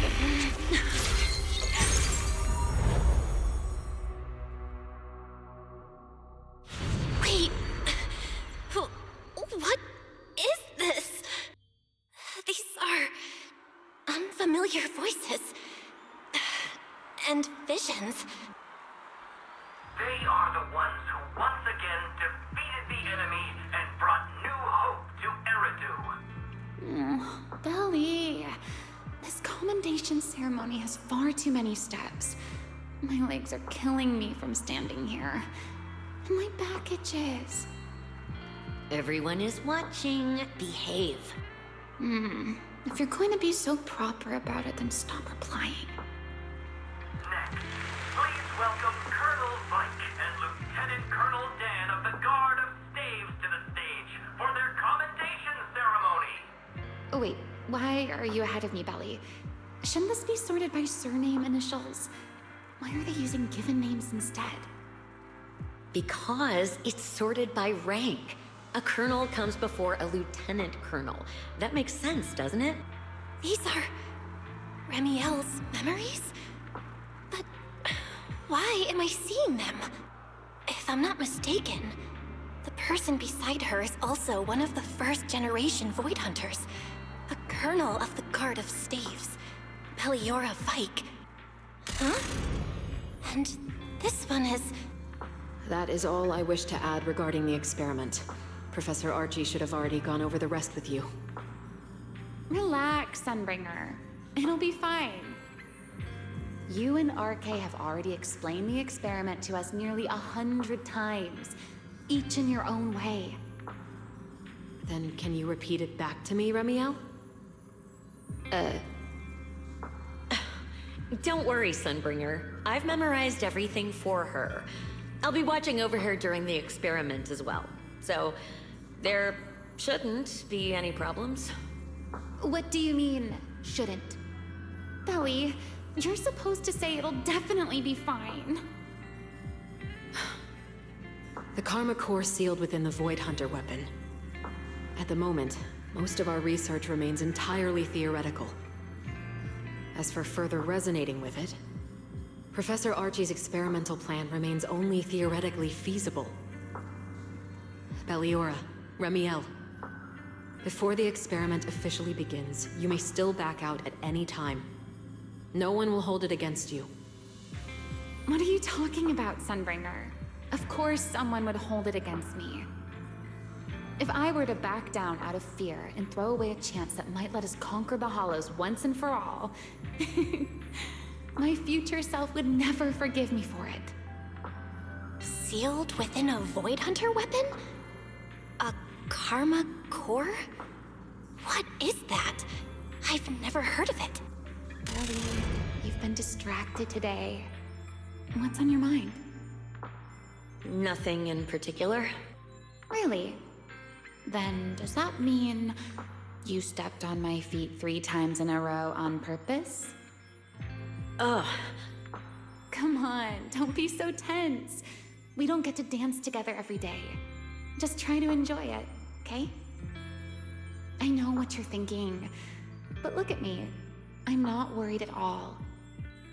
Because I know that in tomorrow's experiment, no matter what happens, you'll be right there with me. As you always have. Yeah. Just like always.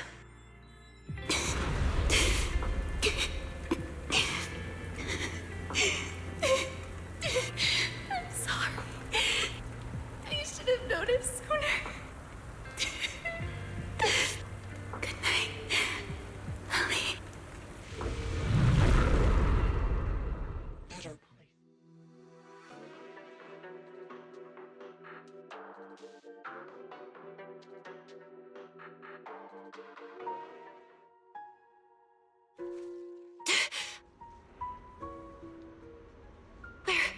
Am I?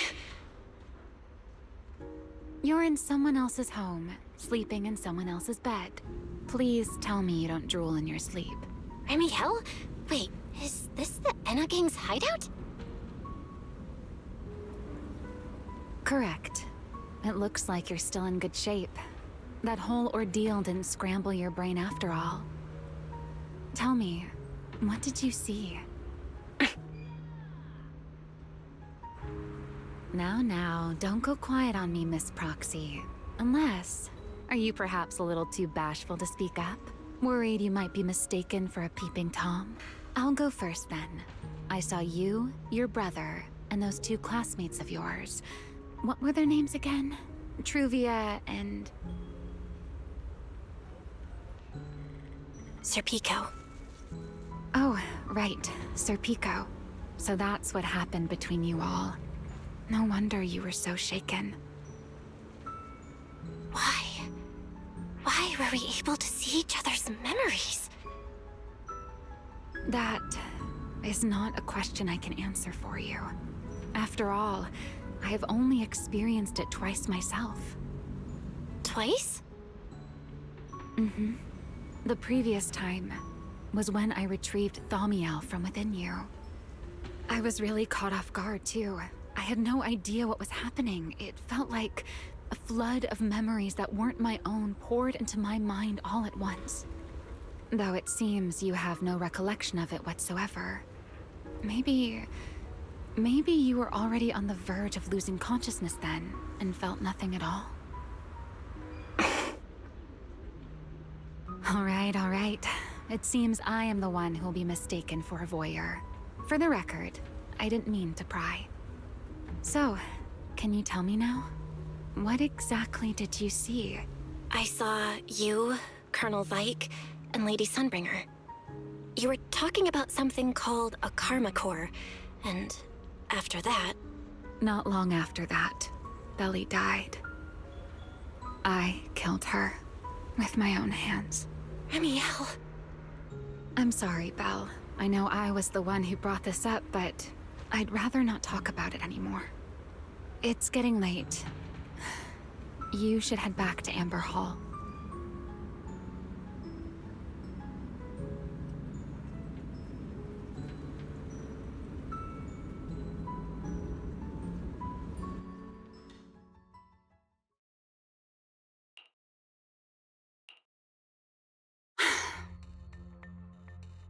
Does everyone in that covenant of yours have this nasty habit of haunting people like restless ghosts?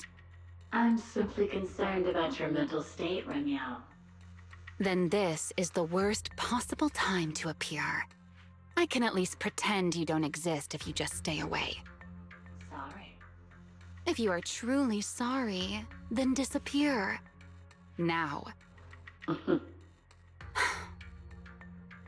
You knew all along that Faith and I would have that strange resonance, didn't you? I'll take your silence as a yes. Yes. I knew all along that she would have an anomalous resonance with you. The part of you that's already fused with the Karma Core. But I'm sorry. I did not expect the two of you to see fragments of each other's memories because of it. Fine. Since you are being so sincere, I will forgive you this once. So, why did you show up this time? Surely you didn't come all this way just to apologize. After your previous encounter with Eldrada, I'm sure you've realized what the three Sunbringers of Rose Califer truly are. Perhaps. I'm not drawing any conclusions here, but I have a fairly good guess. Sunbringer. She always did have a habit of taking things too far. What's your plan, then? My plan? Well, how about a short summer vacation here in Rose Califer for now? Remiel, I hate to remind you again, but time is running out. Though, to be honest, I don't think you need to be in such a hurry. I know that storm you foresaw better than you ever will. And I also know when it will arrive. And before it's finally here, let me rest a while longer. In this city in the sky, opportunities like this don't come often, so I just want to take one more good look at the ideal city my old friend poured her life's work into building. And at the final gift she left for this world.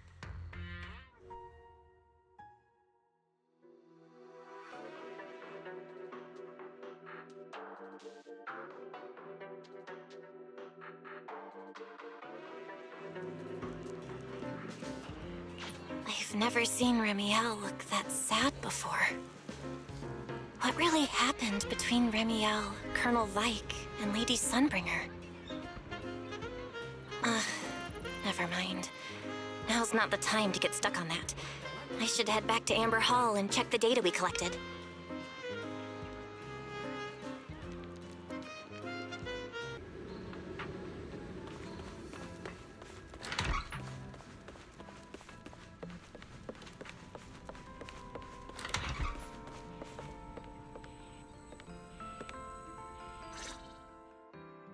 Belle, you're finally back.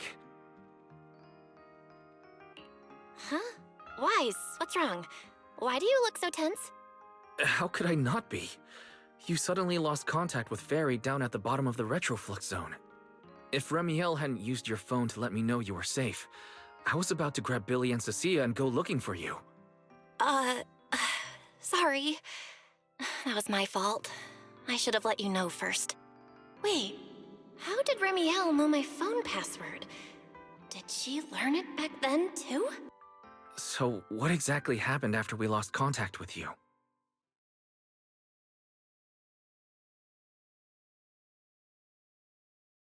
You shared each other's memories. Can our ocular implants actually do something like that? I don't know. Nothing like this has ever happened before. But Remiel said she saw something similar when she pulled Thaumiel out of me. I think Thaumiel and my ocular implants must have had some kind of weird reaction or a resonance. True. Thaumiel was there both times. But you've spent quite some time with Remiel before, and nothing like this has happened, right? Yeah, that's true. I feel like there has to be something else besides the ocular implants and Thamiel. How about we go ask Lady Dracena the night after tomorrow? She's overseeing our treatment, so she may know more about this. The night after tomorrow? Why then? Lady Dracena will be hosting a welcome banquet for the guests at the CCD reception hall. We received invitations as well. Lady Dracena's hosting it herself. Does that mean the CCD's singularity leakage issue has already been resolved? Most likely. Otherwise, she wouldn't have scheduled it. I heard there's another welcome banquet happening in Virium at the same time. Lady Linvern and the ESD are hosting it for guests who still haven't been cleared to land in Buastrom. When I went out this afternoon, I ran into Valina and Norma. It looked like they were already heading to Virium to make preparations. So there are still guests stuck in Virium. Do you think that person who looked like Sir Pico could really have been...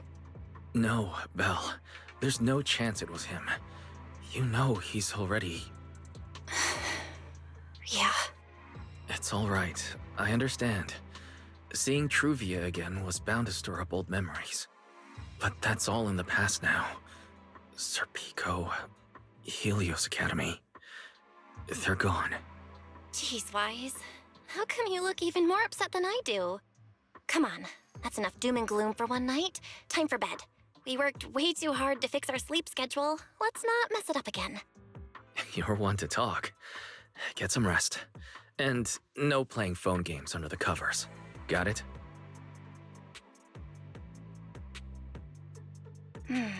Before bed, maybe I should take another look at the data from the Retroflux zone. If I'm lucky, I might find something that tells me who the culprit really is.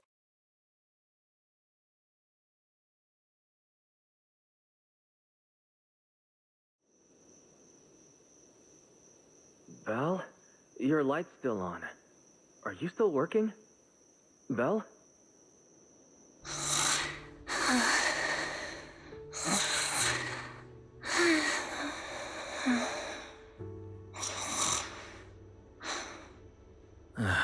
I told her to go to bed early, and yet... What are these papers scattered here? Notice, these are drafts Master used to analyze the culprit's intentions. Additional notice, Master has been asleep for approximately 30 minutes. Deep sleep is highly probable. Suggestion: Second Assistant, please refrain from any action that may wake Master. I know, Fairy. She needs some good rest. I'll handle it from here. That's what the second assistant is for. Negative. Correction. Second Assistant will complete it under Supreme Assistant's direction. All right. I'm counting on you then, Supreme Assistant. Fairy, give me a quick summary of everything we've established so far. Understood. Displaying all current findings and analysis for Second Assistant. Finding 1. The culprit's victims share no common traits. Their identities are of limited use for further deduction. Finding 2. Whenever the culprit implanted potent ether into each Bangbu victim, he also set a specific activation time and activation location. So for the culprit, what matters is the time and location, not the victims' identities. Affirmative. Based on current information, the most meaningful data is the time and location of each singularity leakage. Fairy, can you pull up Airspace Patrol's recent records? Start from when singularity leakages began appearing frequently. I want to see when and where each occurred. Understood. Accessing Airspace Patrol's internal network. Wait, Fairy. Why are you hacking into Airspace Patrol's intranet? How do we even explain this if they catch us? Just stick to the public records. Too late, Second Assistant. Intrusion and search processes complete.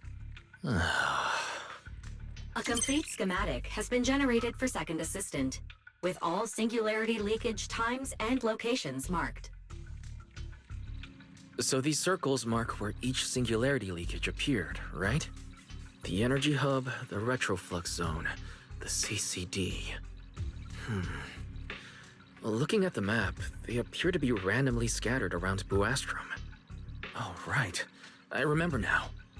even after a singularity leakage disappears, there's still a window where it can be reactivated. Affirmative.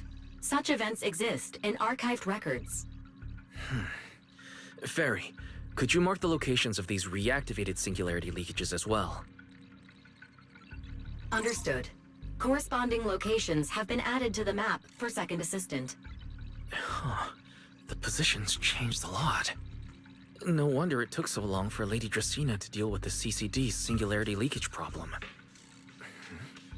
Fairy, what's the significance of these overlapping areas? Answer. These indicate multiple singularity leakages occurring in close proximity, both in time and location. Analysis. Under these conditions, multiple singularity leakages interact, causing the affected area in real space to expand accordingly. So what you're saying is, multiple singularity leakages that appear at the same time and place can overlap. Wait, does that mean... Fairy, can you reorganize this data again? I want to pinpoint when and where these singularity leakages came closest to overlapping. Understood. Generating new analysis results for Second Assistant. This is it. This has to be it. How long was I out for? Fairy, I said wake me up after a bit. Wise? What are you doing here? That's not important. Fairy and I have figured out the culprit's true intent in creating singularity leakages. Come take a look. This is the location of the singularity leakage the culprit created last week, 3 days after we rescued Toby. All the singularity leakages overlap with one another, and the affected area stretches from the edge of Scommel Hollow all the way to Buastrom's main urban district. So, the culprit could use this method to move something from Scommel Hollow to Buastrom. Wait, Gertablulu? Yeah, I think so too. The culprit's real objective is likely to move Gertablulu into Buastrom's urban district. When you encountered it, it was clearly attracted to singularity leakages. But what happens after that? Once Gertablulu is inside Buastrom's urban district, then what? And besides, if it's really inside the singularity leakages in Buastrom right now, why hasn't anyone spotted it yet? Looks like we'll have to follow the trail of singularity leakages and investigate on site. Yeah, I was thinking the same thing. Once it's daylight, Billy, Cecilia, and I will head to the energy hub. Maybe we can follow whatever traces are left and find a new lead.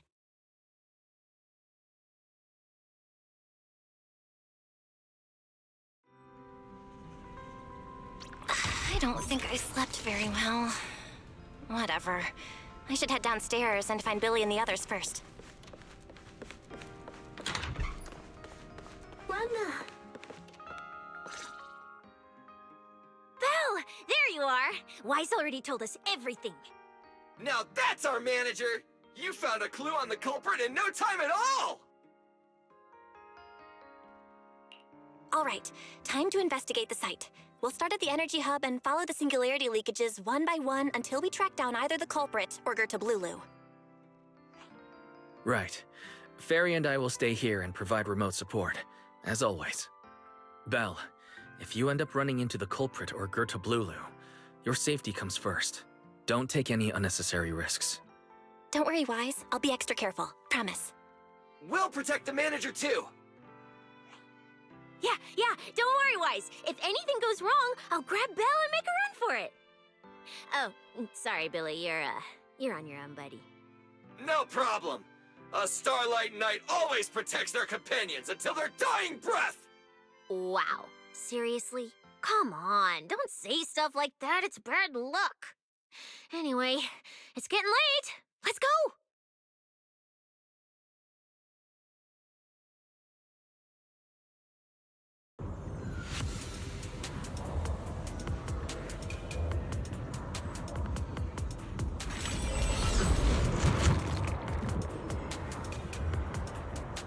Belle, we're here. Stay sharp. If things go south, just run. Huh? Where are we? Did we end up back in Buastrom? It looks like... An office? This place feels really familiar. Wait, isn't this Lady Dracena's office? Felina brought me here before. Huh? Lady Dracena's office? So Gerta Blulu came all the way here just to walk straight into a trap? But Lady Dracena never mentioned anything like that. This is so strange. We expected the Singularity Leakage Trail to lead into Buastrom. But why Lady Dracena's office of all places? Hmm?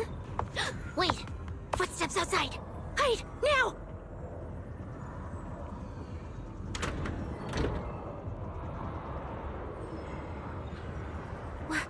You startled me. What are you all doing here? Oh, well, actually, Belle! You explain.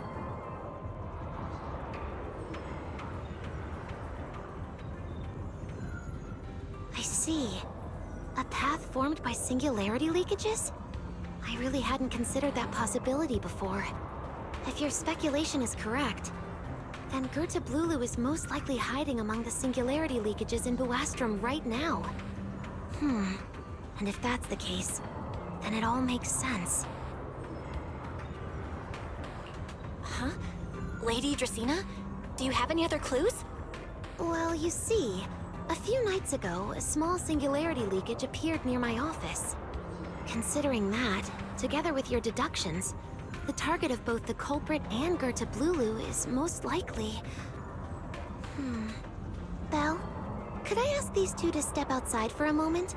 After all, their identities... Huh? It's okay, Lady Dracena. We're all friends here. There won't be any trouble.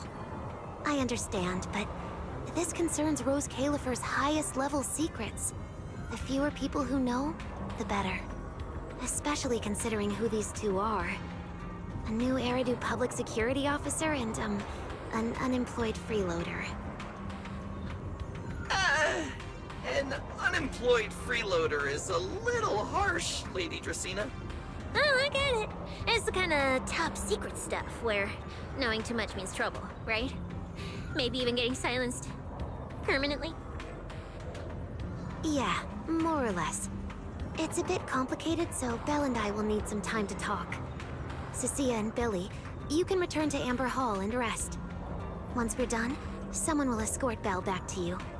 Right away! No problem, Lady Dracena. Me and this robot vacuum will disappear right now. We already stopped listening.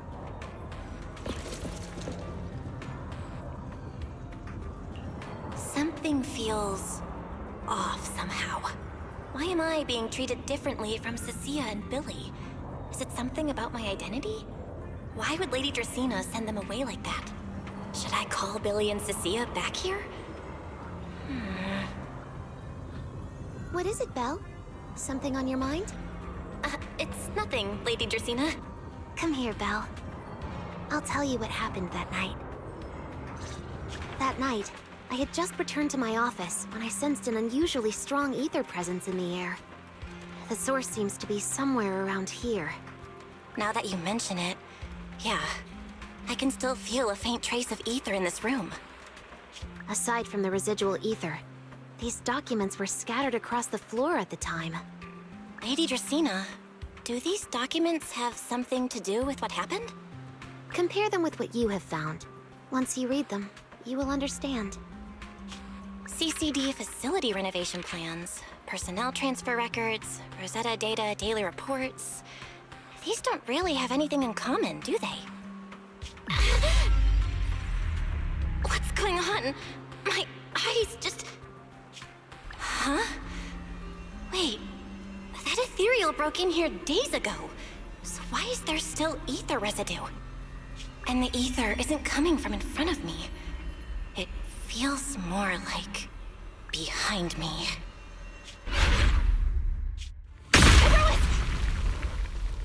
I knew it! You're not Lady Dracena! What the heck are you? Lady Dracena, I'm Truvia from High Ambitions Corp. I'm here for our appointment. Truvia, run! Huh?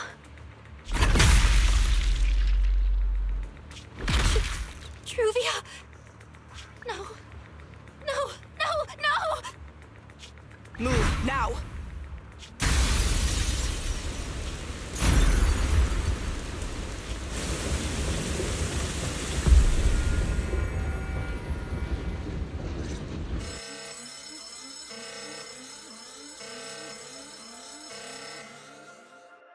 Lady Justina, are you unharmed? We received word that something inside the CCD... Is that... Miss Truvia? How did this... Secret? Oh, thank goodness, just in time. Hurry, help me stop the bleeding. Yes, Lady Justina. This is my fault. I shouldn't have left her here alone with Belle. Belle? Lady Justina, forgive my boldness, but do you mean... Miss Belle gravely wounded Miss Truvia? Yes, that's what happened. What I mean is, I never realized there was such a deep animosity between Belle and Truvia. But I believe Belle must have acted on impulse. She would never do this otherwise. In any case, our first priority is to find Belle and get to the bottom of this. She just fled. Lindvern isn't here, so can I count on you to handle this, Secret?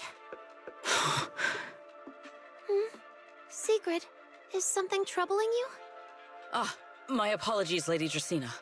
I will find Belle at once and bring her back to you. Good. I'll leave that to you, Secret. And about tonight? Keep it quiet for now. We don't want our guests who've just arrived to feel any unnecessary panic. Yes, Lady Justina.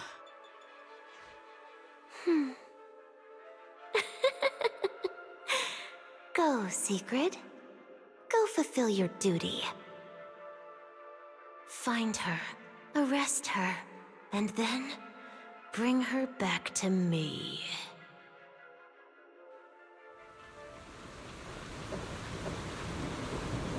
Pyrois! Why? Why did you pull me back? Truvia, she was right there! Why wouldn't you let me save her? Because she's beyond saving. Huh? Her wounds were clearly fatal. There was no way to save her. And that thing that appeared like Sunbringer, we cannot face it on our own. But aren't you powerful, Pyrois? You're supposed to be powerful, Pyrois! So why? Why didn't you use that power to save her? Are you sure? Do you really want to see the rest of Rose Califer buried alongside your old classmate? Acting on impulse won't save her, and it won't help you either. Take some time to clear your head in the rain before that thing finds you. And then go do what only you can do. What you have to do. Something only I can do. But right now, I can't do anything.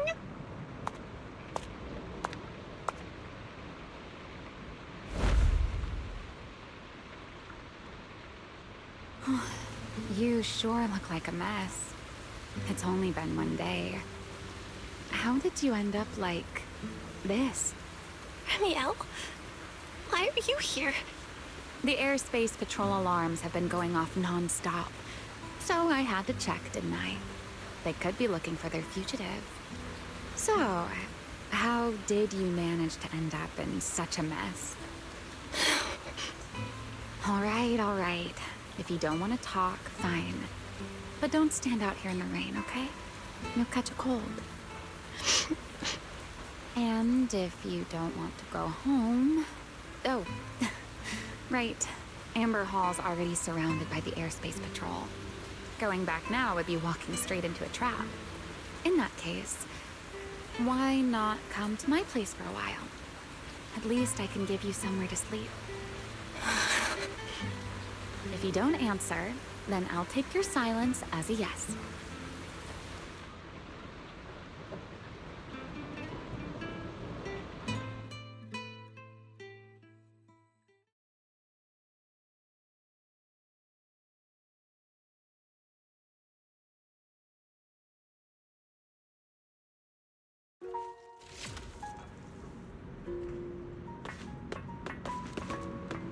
All right. Sit anywhere you like. Just, not the bed. Wet bedding is such a pain to deal with.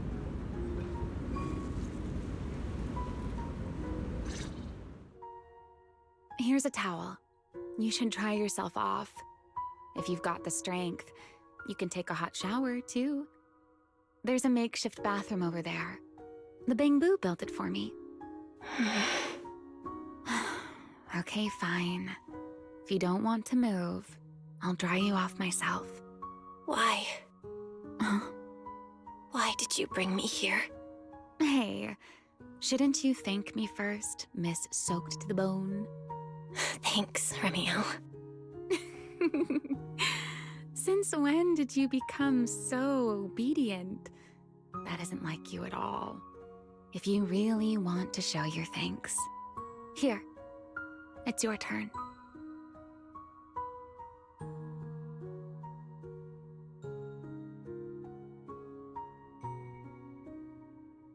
My turn?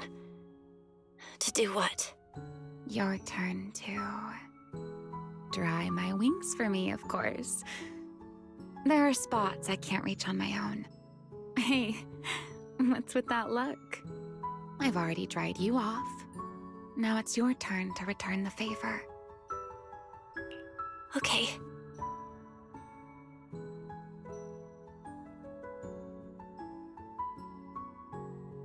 You know, Belle, I've never liked rainy days. The rain always leaves my wings soaked and heavy. Shake as I might, I can never quite dry them. The same goes for taking a shower, though at least I can manage to keep my wings from getting too wet. Wet wings must feel really uncomfortable, right? Yes, honestly, it's miserable and such a hassle to manage. A hairdryer is useless, too hot and I start shedding, too cold and I catch a chill. But I can't just wait for them to air dry. It takes forever, and I'm way too impatient for that. Besides, it leaves this strange smell that I can never wash out. So, the best solution is a slow towel dry like this. But with wings this large, there are always spots I can't reach. Before, if I got caught in the rain, I'd sneak onto Belly's bed and roll around, drying my wings on her sheets. Huh? Wait, hold up. How on earth could you just barge into someone else's bed? Wouldn't she be furious? It was fine as long as I didn't get caught. Though, of course, whenever Belly did notice me, she was absolutely furious. And no matter how angry she was, in the end, she'd always do just what you're doing now. Slowly drying the spots that were still damp. Belle, do you know what New Eridu's records say about what became of Belly and me? I remember something about an operation called the Day of Silence. You and Colonel Vike were involved in an accident, and then both died in the line of duty. Yes, died in the line of duty. Such a noble, dignified phrase. Though, in a sense, it isn't entirely wrong. After all, for us Void Hunters, our first and only duty was to suppress the Karma Core inside our weapons. The Karma Core? Inside the Void Hunter's weapons? That's right. Remember the Enchainer I mentioned before? What truly sets them apart from ordinary ethereals is a special core known as a Karma Core, found only within an Enchainer. According to RK, a Karma Core differs from an ordinary ether core. It doesn't form naturally. It is something made directly by the Creator. The Creator made the Karma Cores, a power capable of rewriting the laws within Hollows, and used them as the cores to create the Enchainers of the Great Hollows. That's the gist of it, at least. Back then, after a long and bitter struggle, we finally were able to bring down one of the Enchainers. But the Karma Core itself could not be destroyed. RK and Sunbringer, they wanted to eliminate the threat posed by the Karma Core once and for all, while allowing humanity to harness the power within it. In the end, they found a way to seal the Karma Core within Porceloy. And from that, they forged the Void Hunter weapons. So, the power inside Void Hunter weapons actually comes from the creator? Yes, which is exactly why there are so many side effects. At the time, we were naive enough to believe that if we could truly master that power, humanity might finally overcome the Hollows once and for all. So, when RK and Sunbringer proposed the plan, we never doubted it for a moment. Lady Sunbringer and Professor RK's plan? Yes. Project Sunseeker. I'll never forget that accursed name for as long as I live. Simply put, it was an experiment that used vast quantities of porceloy as a medium to partially fuse us Void Hunters with the Karma Core sealed within our weapons. They fused you with a Karma Core? Then that means... It meant we'd become artificial enchainers. No more enduring the costs of wielding Void Hunter weapons, and perhaps even achieving a stronger form to defend New Eridu. Looking back, I can hardly believe I fell for RK's lies so easily. So, it was in that experiment when you and Colonel Vike... Yes. Belly and I were the final participants. Or rather, the final test subjects. Looking back, I wonder if Belly already knew the truth behind RK and Sunbringer's plan. Otherwise, she probably wouldn't have insisted on coming along. She's never been one to enjoy the spotlight. If only I'd realized what she was thinking sooner. Ramiel... RK was extremely meticulous, always laying out careful, detailed plans. So, I can't say if the Karma Core losing control during the experiment was truly an accident, or if it was his cleverly disguised plan all along. But whatever the truth, it ended with the Karma Core spiraling out of control and Belly becoming a new enchainer. As for me, I partially fused with the Karma Core inside Thaumiel, becoming what I am now. A monster. Half human, half enchainer. Maybe, deep down, I'm just not ready to give up my life so easily. In the final moment, Thaumiel's power of controlling temporal patterns froze me in a state of near suspended animation. I didn't fully awaken from the seal in Persena's Hollow until about a year ago. The power of temporal patterns? Right.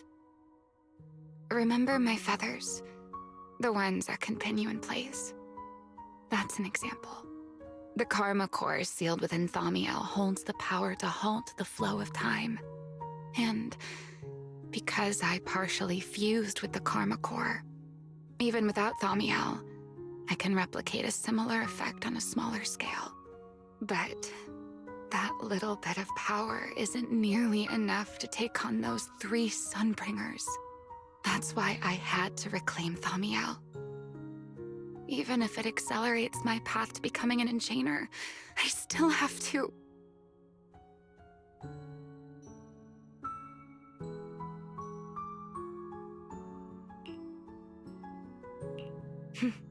Never mind. Enough about me.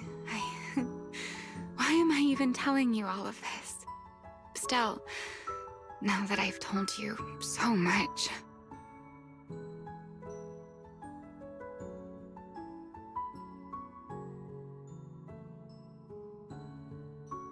It's your turn. Huh? My turn again. Wait, to do what?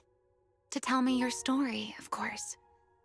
Let's call it another round of our little Q&A game. You didn't actually ask, but I had a feeling you'd want to know. So I went ahead and answered anyway. Now it's your turn. I wasn't even going to ask anything. You just started talking. Fair enough. But once you say certain things out loud, they don't weigh on you quite as much anymore. Or perhaps you'd like a little help getting started? Let me think. Serpico and Truvia. They transferred to Helios not long after Wise and I started there. They came from a prominent background. They were the adopted children of Masyant, the head of High Ambitions Corp. On top of that, they were excellent students. It didn't take long for them to become the talk of the academy. We were all studying under Miss Carroll at the time, and before long, we became close friends. Back then, we were full of big dreams.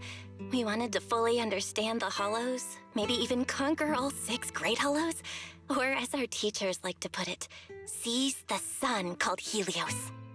Later, because the 4 of us had the top grades, we became the only 4 people ever to have smart ocular implants.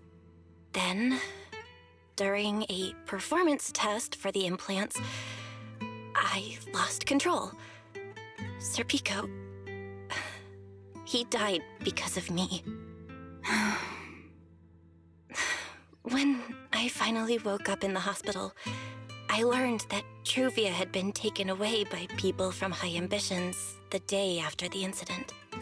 The next time I saw her was during the fall of the old capital.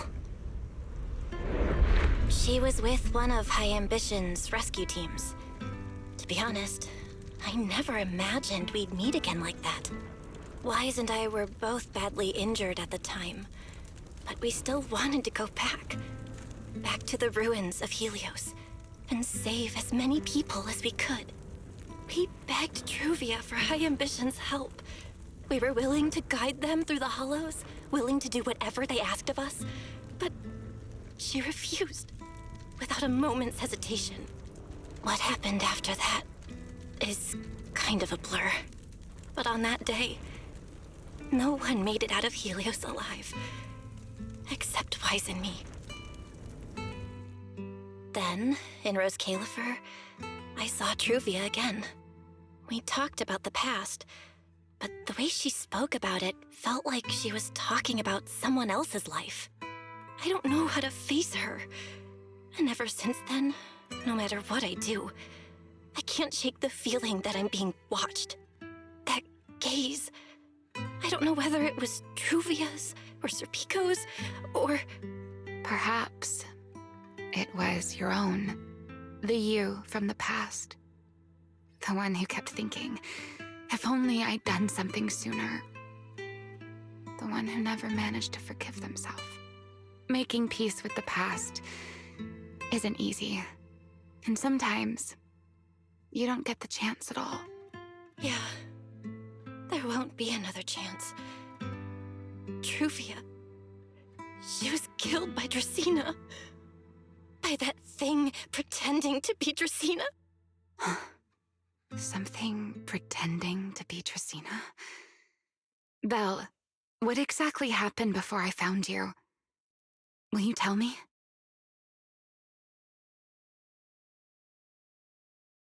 I see. So that means Dracena, the youngest of the Sunbringers, had already... No. Judging from the timeline and the outcome, perhaps not yet.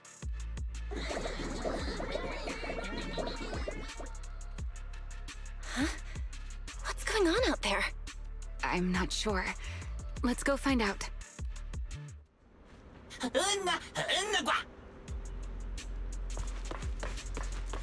Forgive me, but I cannot obey. Is that secret?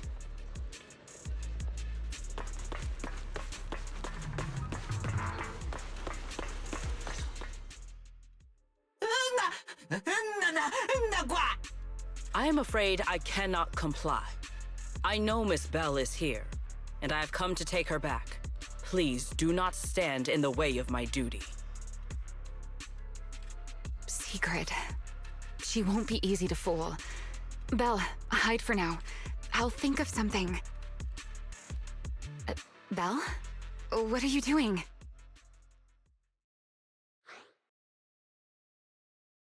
Sigrid, leave them out of this. I'm right here. Thank you for your understanding and cooperation, Miss Bell. But I'm sorry. I can't go back with you.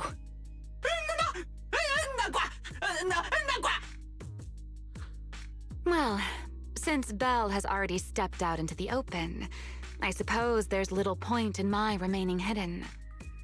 This would be our first proper face-to-face meeting, would it not, Deputy Director of Airspace Patrol? Remiel. Now that is an unexpected development. Miss Bell, Lady Dracaena has ordered a search for you. But our only aim is to uncover the truth of what happened inside the CCD. So please, come back with me. As for this fugitive wanted for the attempted assassination of Lady Eldrada... Just so we're clear, if you decide to make a move here, you'll be the only one who dies. How can you be so sure before you actually try? I don't mind getting my hands dirty. I am a fugitive after all. Hardly a saint to begin with. But are you really willing to die like this? As a puppet controlled by that monster without ever learning the truth? Then speak plainly. I have no patience for riddles. Very well. You really do take all the fun out of it, don't you? Then I'll tell you outright. The Sunbringer inside the CCD was Gerta Blulu in disguise. What did you say? Huh? I expected that reaction from Sigrid, but you too, Belle? I thought you'd figured it out already. How did you even come to that conclusion? I know it definitely wasn't Lady Dracaena, but Gerta Blulu? There's no way. That is quite a story you've come up with, Remiel. Oh? I was expecting something more along the lines of, "How dare you slander Lady Dracaena?" followed by you charging straight at me with your spear. I was quite prepared for that. Or could it be you've suspected all along that the Sunbringer at the CCD might not be the real one? What makes you so certain that it was Gerta Blulu? Intuition, perhaps? Of course, there was also my trust in Belle, and a little reasoning. According to Belle's account, they followed the trail of singularity leakage through the energy hub, yet somehow ended up in Dracaena's office. Then the false Dracaena showed up, sent Billy and Cecilia away, began mutating into an ethereal, and attempted to silence Belle for good. That's when Truvia arrived. She saw through the imposter's disguise too, and became her first target. After that, Sigrid, Dracaena ordered you to bring Belle back to the CCD and uncover the truth. Have I got that right?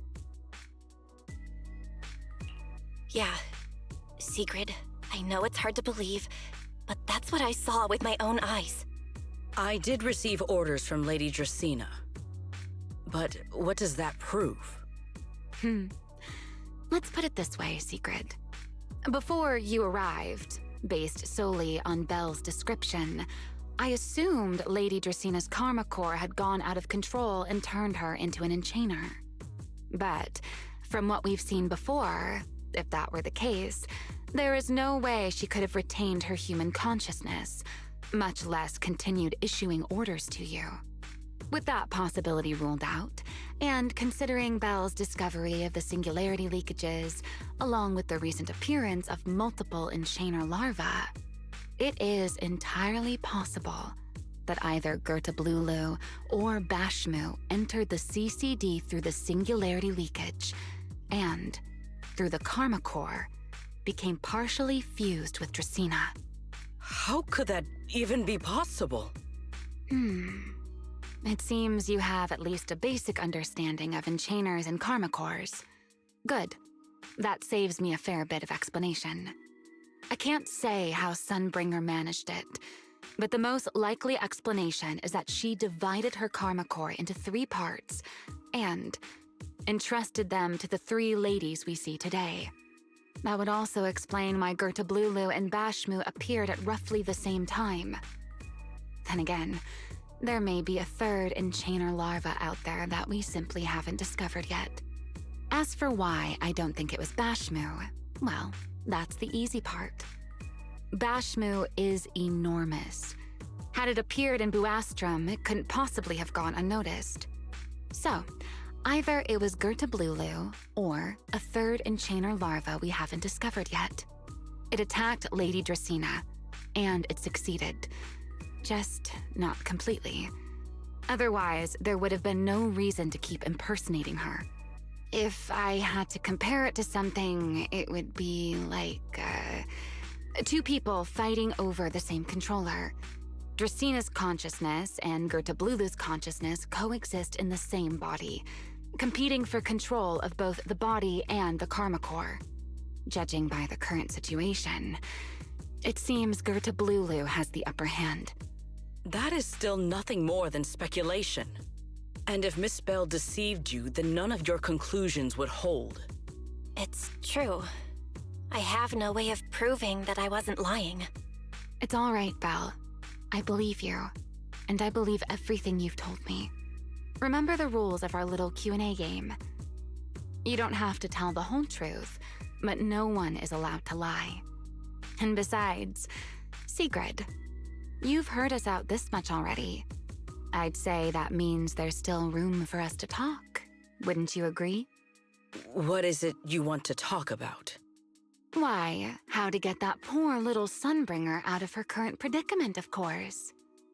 So, interested? There's too many eyes out here. We should speak inside. The retroflux zone. I never would have thought you would be hiding here. Oh? And here I thought you had let me go on purpose.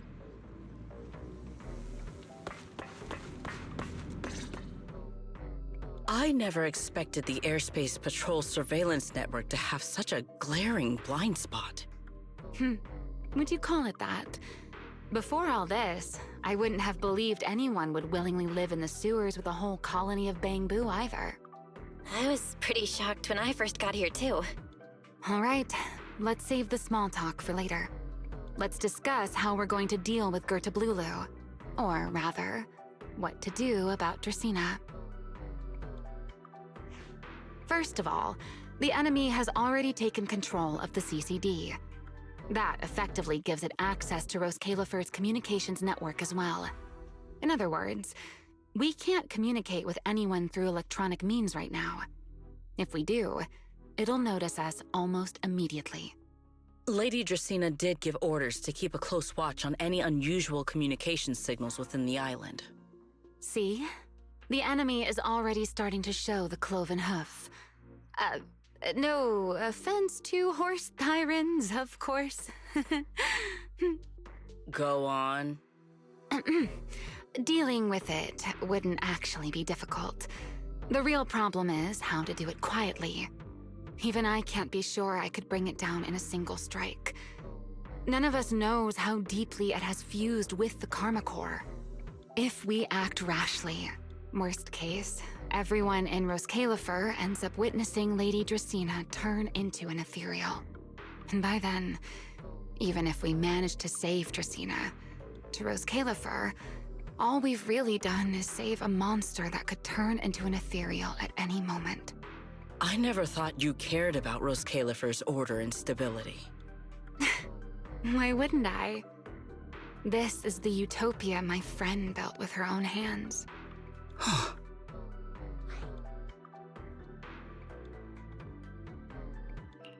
Remiel's right. We need a way to keep the imposter contained without drawing any attention. Sneaking back into the CCD again probably won't work. Even if Sigrid helped us and cleared out all the guards, the imposter would catch on the moment she did anything out of the ordinary. Unless we could somehow lure the imposter out of the CCD and into somewhere isolated. Somewhere no one would notice. Wait. Remiel, Sigrid, I've got it! A way to deal with that imposter without anyone ever finding out. Oh? Please, go on. Tomorrow evening, the CCD will be holding a welcoming banquet for the island's guests in its reception hall. It's supposed to be hosted by Lady Dracaena herself, which means she's definitely going to be there. That does sound promising. We could go in as guests instead of forcing our way into the CCD. That would save us a great deal of trouble. But, Miss Bell, with so many guests around, how do you plan to stay unnoticed? What if a singularity leakage appeared just as the imposter made its appearance? Or maybe a passage formed from multiple singularity leakages? If that's how it got into Buastrum, then we could use the same trick to send it back. And if there just happened to be no airspace patrol soldiers patrolling the Hollow at the time, then nobody would notice, right? I am starting to lose track of what you mean, Miss Bell. How are you going to make a singularity leakage appear in the CCD reception hall at that exact time? Yesterday, Remiel and I found the culprit's crime scene at the bottom of the retroflux zone. We also figured out how those singularity leakages are being created. I think I can make something similar. If we keep it under control, nobody at the banquet will be in any danger. Fighting fire with fire, are we? Yeah, as long as we have stable Hollow observation data to run the calculations. Oh, wait, no. I don't have the HDD with me, and I can't reach Wise or Fairy either. So how am I supposed to get stable Hollow observation data? Uh-oh. That look on your face tells me something's wrong, Belle. If you are concerned about obtaining stable Hollow observation data, while I am not an expert in that field, I should still be able to offer some assistance. There is a derelict area known as Rosewick within the Scommel Hollow. During patrols, we discovered equipment there that is similar to what the CCD uses to process Rosetta data. However, due to their excessive size, they were left abandoned on site and never retrieved. If that equipment still works, then that might just do it. But without Databoo handling the calculations, it'd probably take forever to... the Enogang's Bangboo! Most of the Enogang's Bangboo used to be CCD Databoo. If they're willing to help us. Don't you remember, Belle? In their eyes, those 3 Sunbringers are all imposters. Anyway, leave this to me. At the very least, Prophet Boo should be willing to do me this favor. That leaves one final question. How are we supposed to get into Scommel Hollow without tipping off the imposter?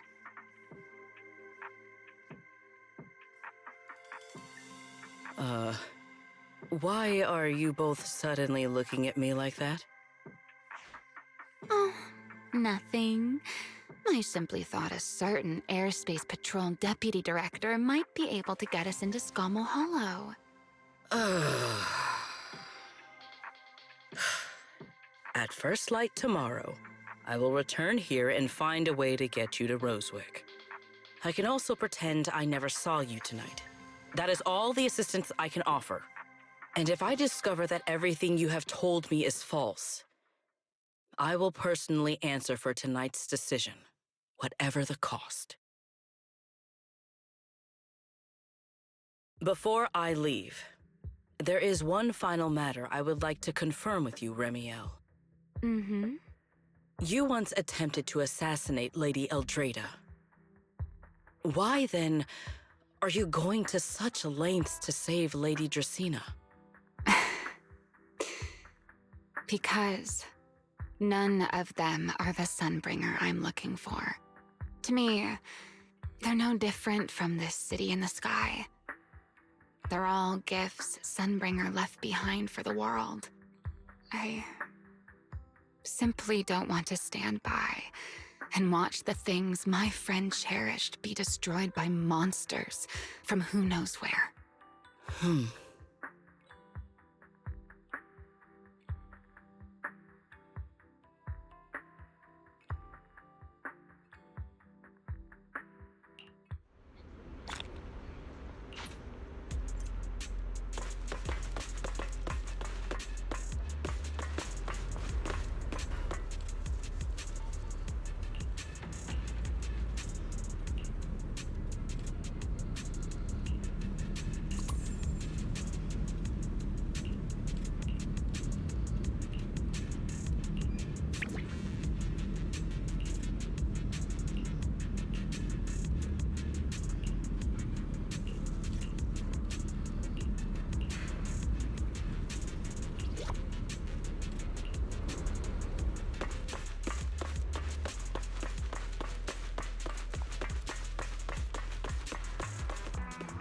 Feels like way too much happened today.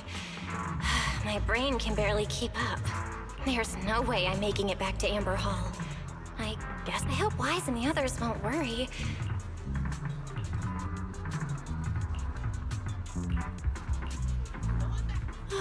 Secret's here so early.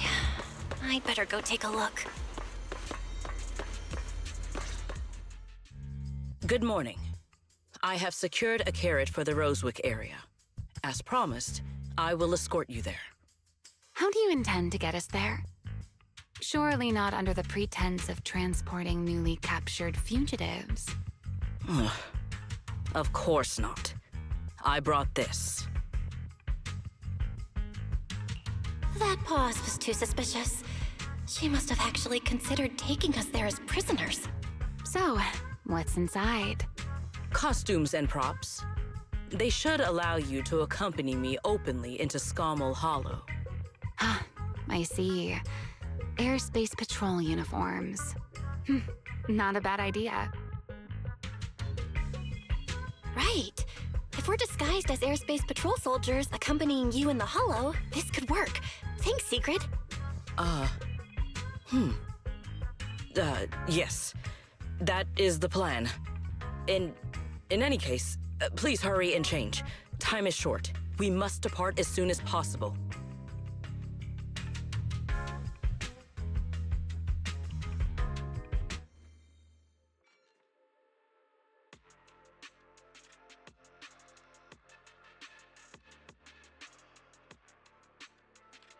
Hey, look! What's that? Wait a second. There are two Mr. Roars?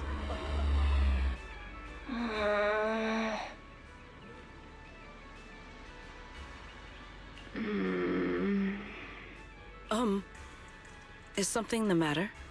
Why have you fallen silent? Is the size incorrect? It's, not just the size. Though the size is certainly part of the problem. Secret, are you serious? You expect this to fool the airspace patrol soldiers? Yes. I believe it should serve well enough. No. No. There's no serving here. The deputy director of the airspace patrol traveling with Mr. Roar. 2 Mr. Roars, no less. Is there anything in Rose Califer more suspicious than that?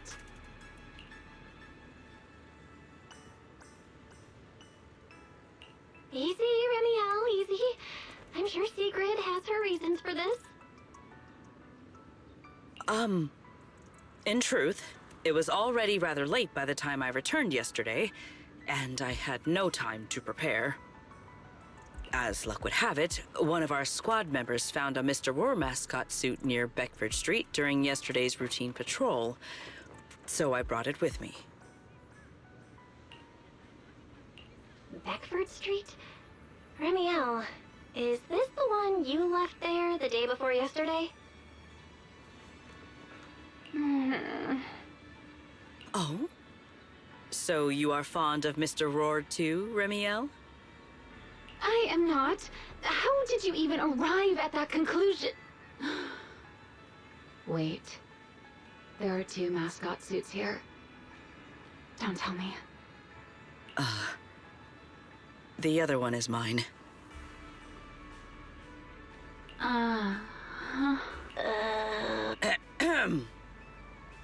In any case, once we enter the outpost, I ask that you both cooperate and play your parts as Mr. Roar properly. Do not do anything that would reveal your identities.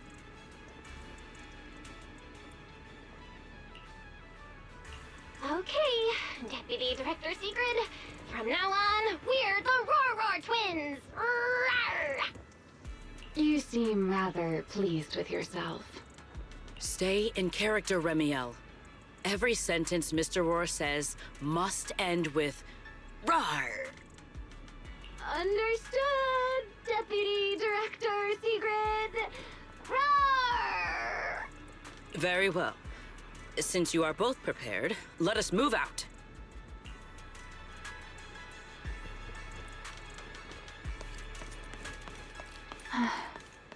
I never thought I'd be putting this outfit on a second time. Come on, you look like you were having fun last time. You two, do not forget to add "Rawr" to the end of your sentences.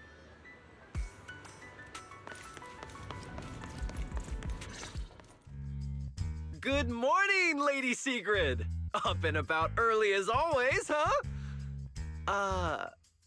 They are? Mr. Roar.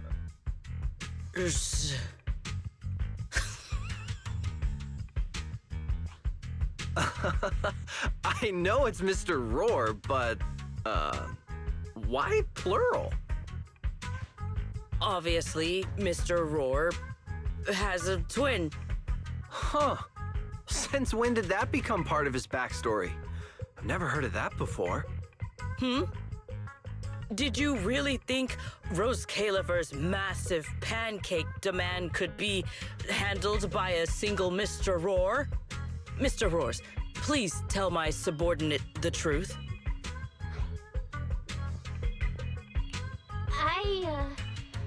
I'm the Mr. Roar who works on Mondays, Wednesdays, Fridays, and Sundays. Rawr! I'm the Mr. Roar for the Tuesday, Thursday, and Saturday shifts. Rawr! That signature catchphrase. Yeah, that's definitely Mr. Roar. Wait, no, that's not the point here. Lady Sigrid, why have you brought Mr. Roars out here? For pancakes? Huh. Pancakes. Is that some kind of mission code name? Oh no, he's definitely suspicious. And why pancakes? Who would bring Mr. Roar into the Hollow just for pancakes? I can't believe I actually went along with this absurd disguise plan. I get it now, Lady Sigrid! Huh? The pancake ingredients were lost in the Hollow, weren't they? That's why you rushed 2 Mr. Roars in to help search for them. I understand completely! Rose Califer needs pancakes just as much as Airspace Patrol needs you and Lady Linvern! What is this guy even talking about? How did he get from pancakes to that? Affirmative. That is correct. No. That is definitely not what you meant. That pause was way too obvious. Oh, I understand everything now! Lady Sigrid, please, wait a moment. I'll let you and the 2 Mr. Roars through right away! I don't want to think about how any of this makes sense anymore. Rawr! Same here. My head hurts so much it feels like my brain is trying to grow back. Rawr! The route is ready. We may depart whenever you are prepared.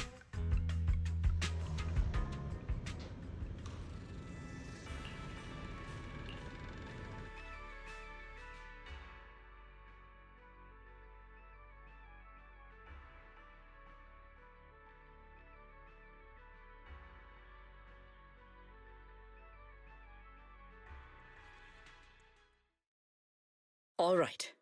From here on, there is no need to worry about being spotted by my subordinates. There are no scheduled patrols in Rosewick today. What are you two doing?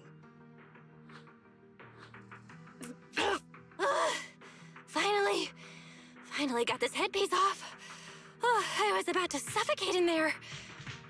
See? I told you.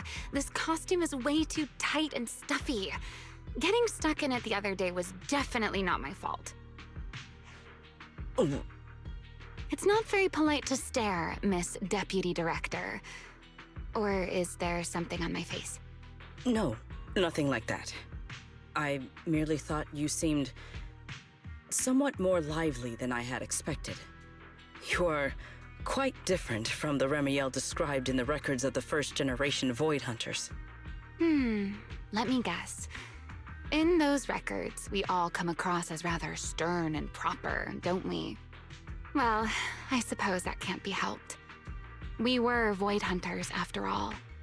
We had to look the part, especially the sort of Void Hunter people expected to see. The head of the Hoshimi family gets lost at the drop of a hat. Sunbringer is a bit socially awkward. And Joyous spends every other day nursing a hangover. You wouldn't expect any of that to make it into the official records, would you? Indeed. But that was who they really were. Nothing like the people described in those records. What about you, Remiel? What's the real you like? The real me? Isn't she standing right in front of you already? Knew it. I figured you'd say that. Oh my, then we really are in sync. But let's save the gossip for later, shall we? Don't forget why we came here. Yes.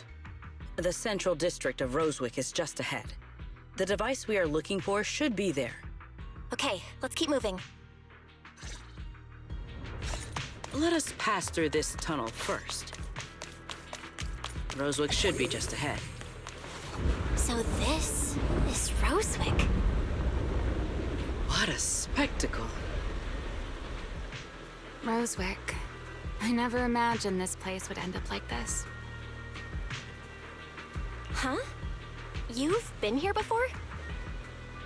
Yes. Back when there was still only one Sunbringer, over 100 years ago.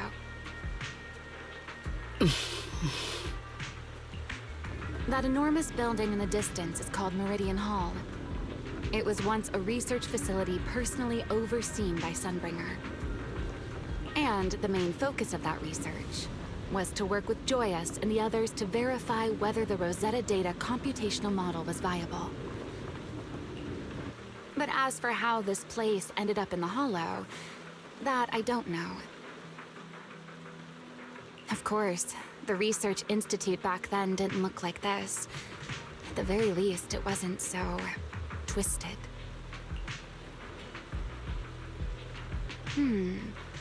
It should be fine. Many of the facilities inside Meridian Hall were made of porcelain, so they should be pretty ether-resistant. As for the spacious structure, we'll have to rely on the back door that Sunbringer left behind. You'll see when we get there.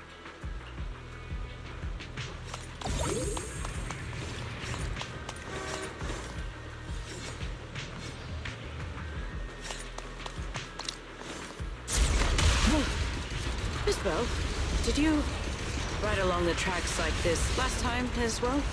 Oh. Sorry, Secret. Yeah, the first ride. What is that glowing over there? Well now, I never expected it would still be right where I left it.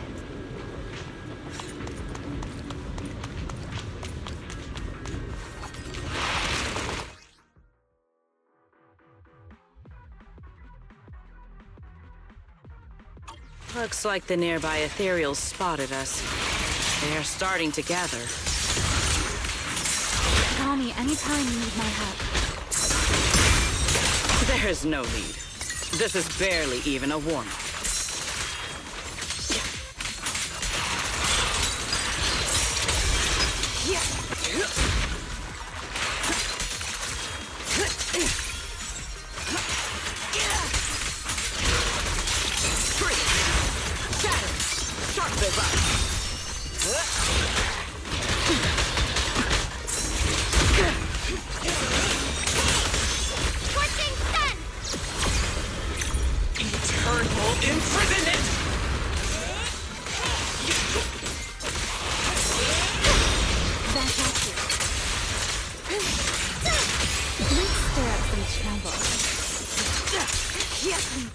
Feel my strength. In one strike!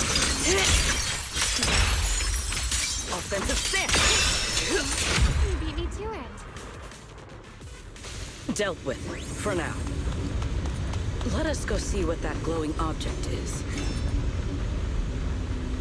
This object bears a strong resemblance to certain devices within the CCD.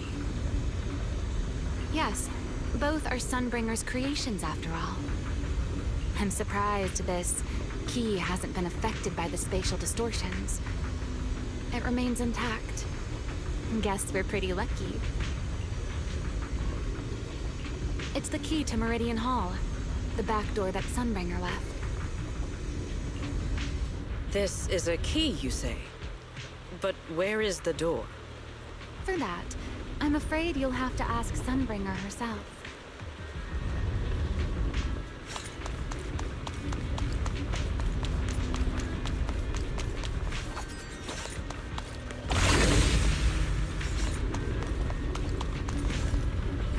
Aside from Meridian Hall, most of the buildings here were residences and other facilities prepared for the researchers who worked here. In other words, even if they were swallowed by the Hollow, it wouldn't matter. There was nothing important inside them to begin with. But Meridian Hall is different. The prototype used to verify Rosetta data is stored inside. Sunbringer, she always believed these instruments might still serve a purpose someday. So she designed a dedicated emergency restoration system for the entirety of Meridian Hall. That's the back door I mentioned. Once activated, it will rapidly restore the space both inside and outside to the default state recorded when the device was configured, allowing people to enter and leave. Hold your horses there, my impatient friend. Let me finish first. There's actually two parts to this key, and we need both to enter. Back then, Sunbringer gave each of us Void Hunters a copy of the key, just in case the unexpected happened. But, you know me. I thought it was quite troublesome, so, well, I simply hid both pieces of the key she gave me somewhere nearby. I mean, people hide spare keys under doormats or in flower pots all the time, right? At least it worked out, right? If I had taken it with me back then, we'd be at a loss now. As for the other part of the key, if memory serves, I hid it somewhere it was over 100 years ago. Surely it's natural for me to have forgotten. You sure are sharp. But careful there, Detective Bell. Or someone may just turn you into a static background asset with all RGB values set to 255. You two, let us cut the chatter. Since this part is still here, it stands to reason that the nearby spatial structure has not changed too drastically. Let us check the high ground nearby first. Perhaps we will find other clues. Okay, but before that, let's put this part of the key into the device.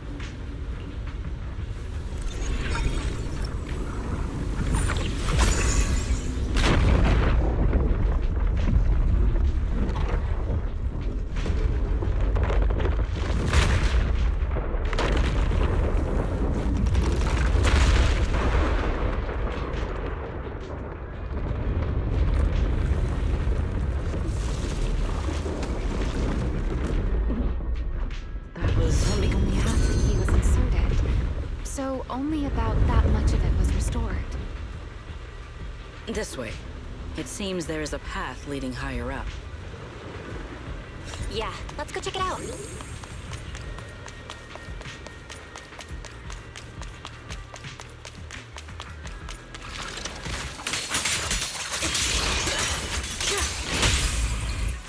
What am I gonna do?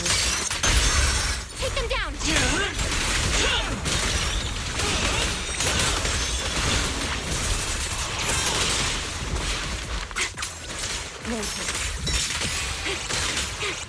Here's the time you still have to feel regret.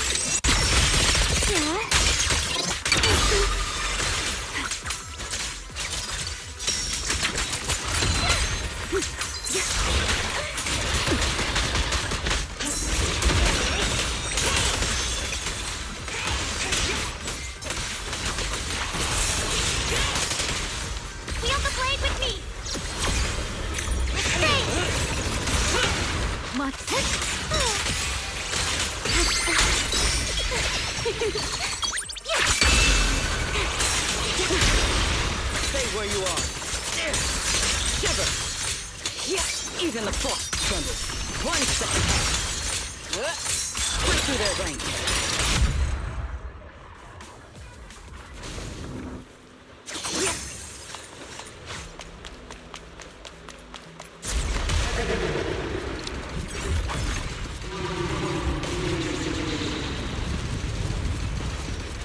What was that sound? Enemies? That's Sunbringer. Sunbringer? But how? It's not. Let's take a look around here.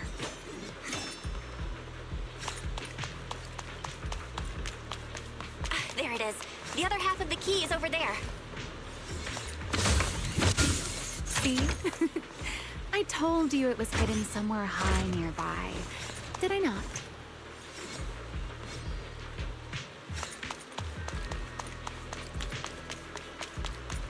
I should be able to unlock this path if I hack the robot.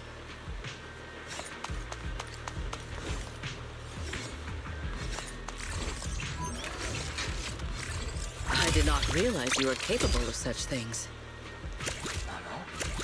That's no big deal. I've even handled things on the island that... anyway, it's not that hard.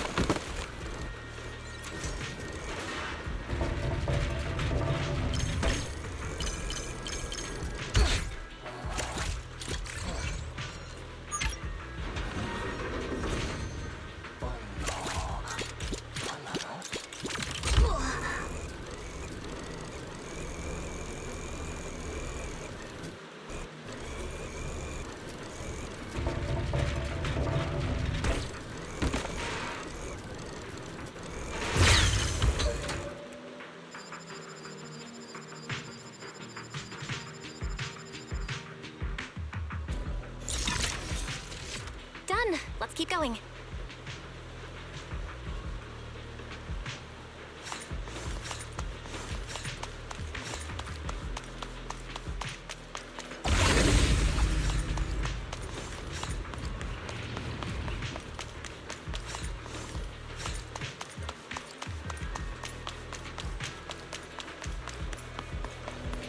Looks like we'll have to go around. I seem to remember a very beautiful spot up ahead. You can see the entire Meridian Hall from the sky.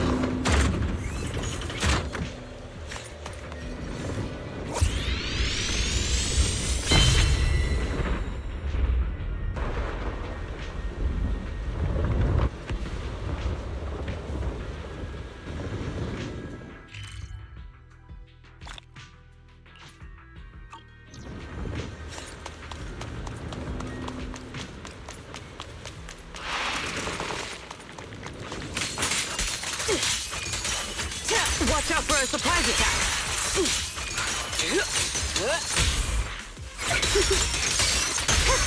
Engage!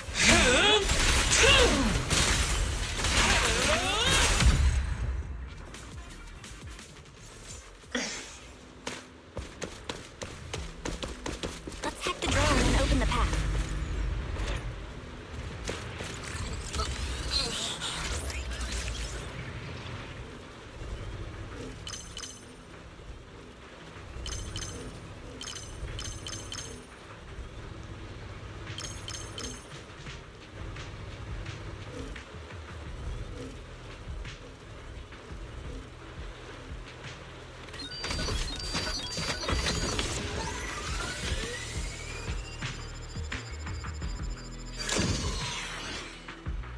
Good. We're almost there.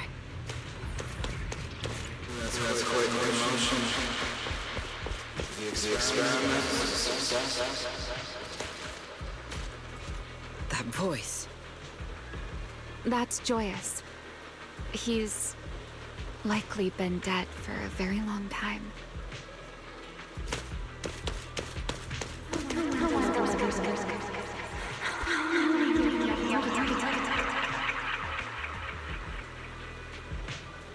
I truly do miss who I used to be.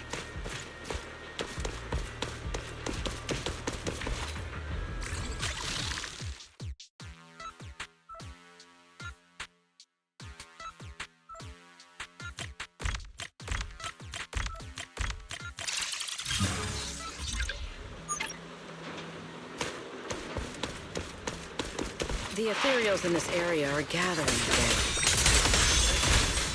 Is it just me? Or do the ethereals seem interested in the Meridian Hall key too? Perhaps that's just because it sparkles?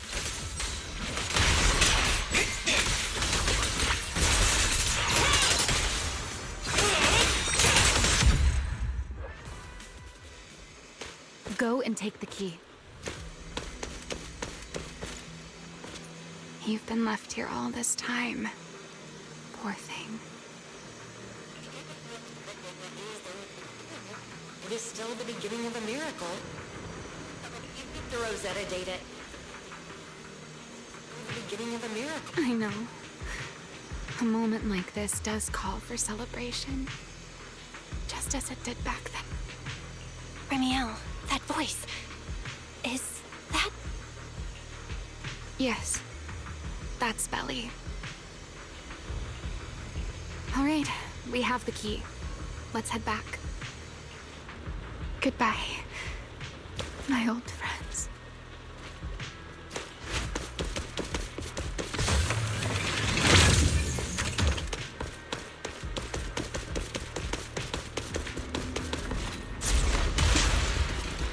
Today's success was the first step toward taking back the world. Celebrate breakthrough. The echoes in the hollow. They really know how to ruin the mood. Are you okay? Yes.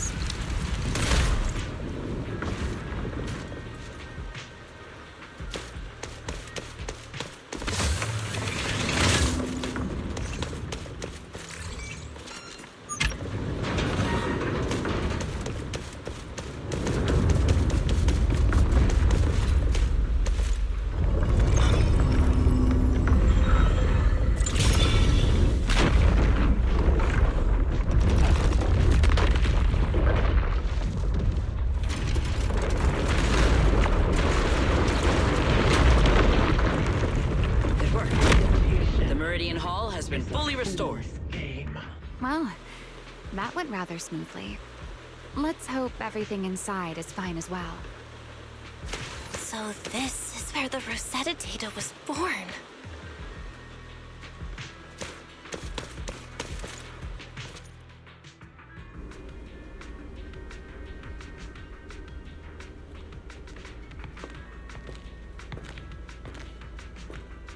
The space here is still shifting. The entire building should have returned to its original state by now, should it not? Yeah, perhaps there's a delay. The device is over 100 years old after all. A little instability is to be expected, I suppose. It seems the environmental changes won't affect our exploration much. Let us keep moving forward.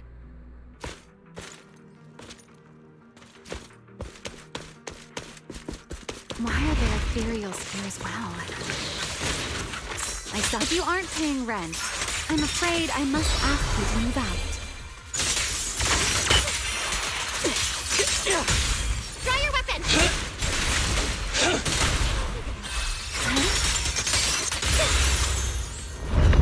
The space was hidden. No wonder so many ethereals gathered here.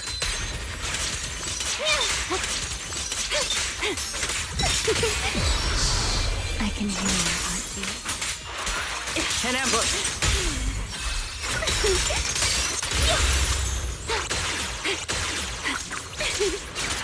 Don't get scorched. That's all right.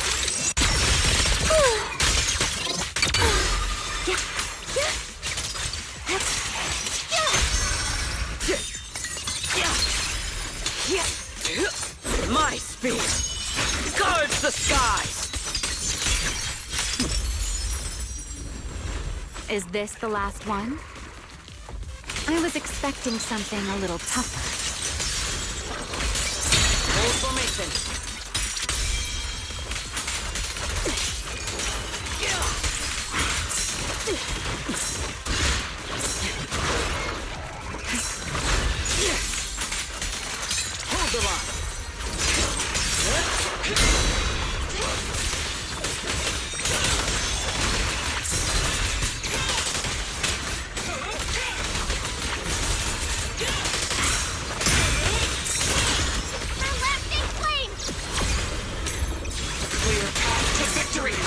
Shine like the day.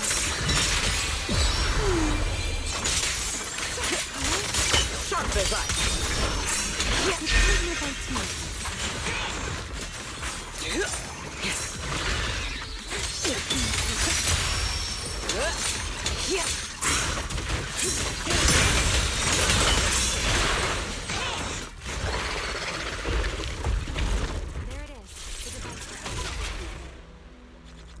Let's go, Belle. What comes next? Only you can do.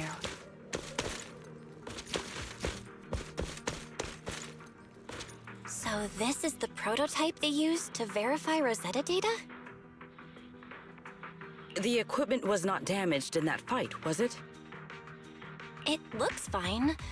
It's a prototype, but the modules aren't that different from modern ones. I think it should be fine. All right, this is it. Prototype, boot up.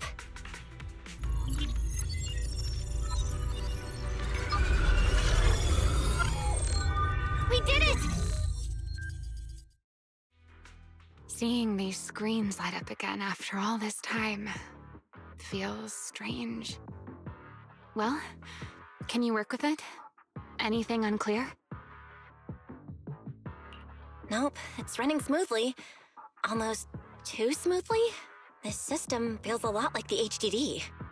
Next, I'll connect to Prophet Boo. He'll act as our relay node and mask our Rosetta data request as normal traffic.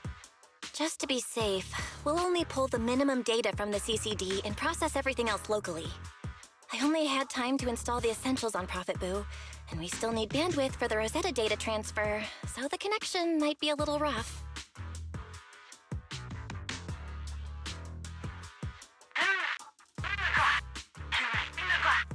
Oh, that's Griff. Looks like it worked. Need anything from us, Belle? Not for now, thanks. I've got this. Understood. We will keep watch for any ethereals and keep the area secure. Link bandwidth is stable. Traffic disguise is up. Target side response looks normal. Starting designated path prediction calculations. As expected of a holo specialist, the aura is completely different.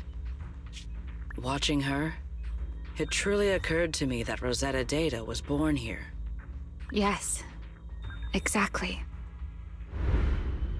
Link bandwidth stable. Verification unit synchronization complete. Professor, can you hear me? We can begin with data extraction. Everyone, I believe... I must now inform you of a major situation. What? The theoretical verification of Rosetta data is complete. It was a resounding success. Oh, is that how one delivers good news? You nearly gave me a heart attack! I believe this is due to Miss Sunbringer practicing the composure training I recommended. How many more people do you intend to torment with your family's strange tradition? So loud. That's quite the commotion. I take it the experiment was a success? Yes, very much so. It would have been even more successful if the core technology provider had simply stayed asleep. Even a little nap earns me that much grief. I was merely showing full confidence in my colleagues' professional competence. Besides, today's success is only the first step toward taking back the world. All right, all right. At a time like this, why not be honest and express a little joy? Even if the Rosetta data is only the beginning, it is still the beginning of a miracle. Let us celebrate properly, shall we? And Professor Arke, don't even think about skipping it. Then, let's throw a party, like the one Mayflower treated us to last time. Don't tell me you're planning to drink until the next morning again. The professor will throw him out, just like last time. Then let us hold a ball with soft drinks only. Hey, you people. Back then, we thought taking back the world was only a matter of time. As long as our companions were by our side, There was nothing we couldn't do. We could even go anywhere. In the end, none of us reached the promised destination.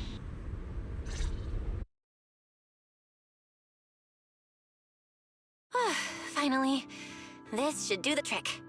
Miss Bell, how did it go? It went perfectly. Now we just need to use this data to... Remiel? What's wrong? Are you okay? No, I'm all right. I simply, wanted a little more time to look around. This place brings back memories of some old friends. Are you sure you're okay, Remiel? I'm perfectly fine, really. Now that the calculations are done, let's head back. If we stay much longer, we'll miss tonight's banquet.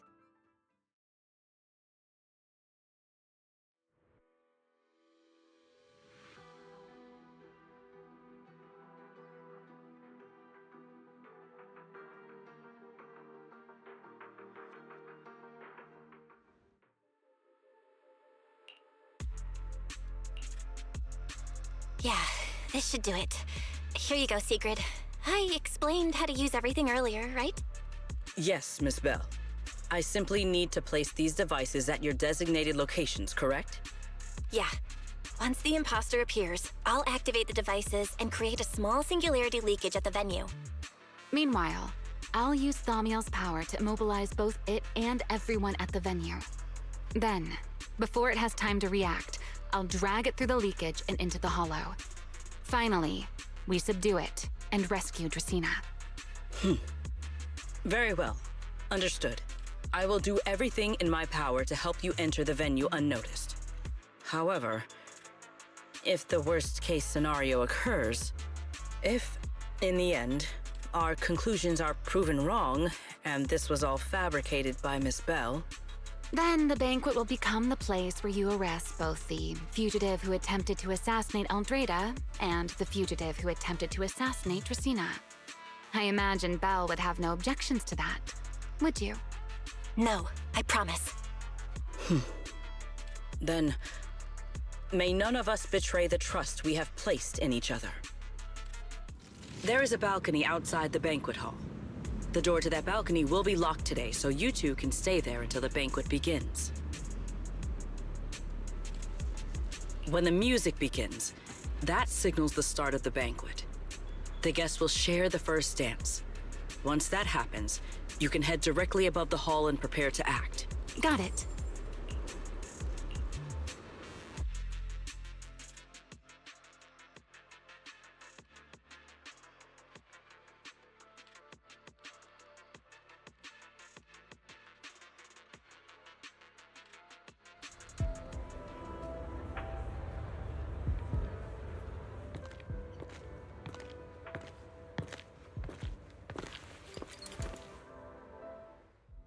We are here. Next, I will head in and set up the device. There is surveillance cameras above the hall. Belle, you can connect to them from your end and confirm the situation. All right then. Please stay here and keep yourselves hidden. I will take my leave now. Let's use the camera to check on Sigrid. This is a pretty good spot. I'm in. Uh-oh, a soldier's coming this way. What's going on?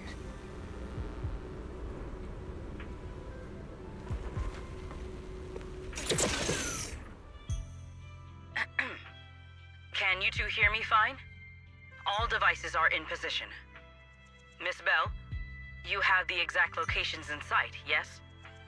I see them. But what was that just now? Ah, you mean the soldier who came to speak to me. He asked me what was inside, and I said, this was specially prepared for Lady Dracaena. He then said, oh, I see. A heart-to-heart over dessert.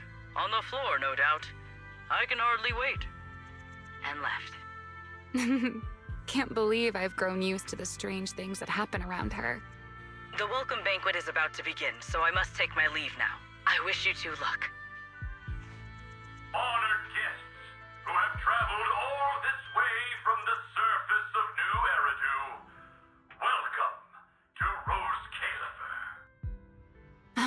starting.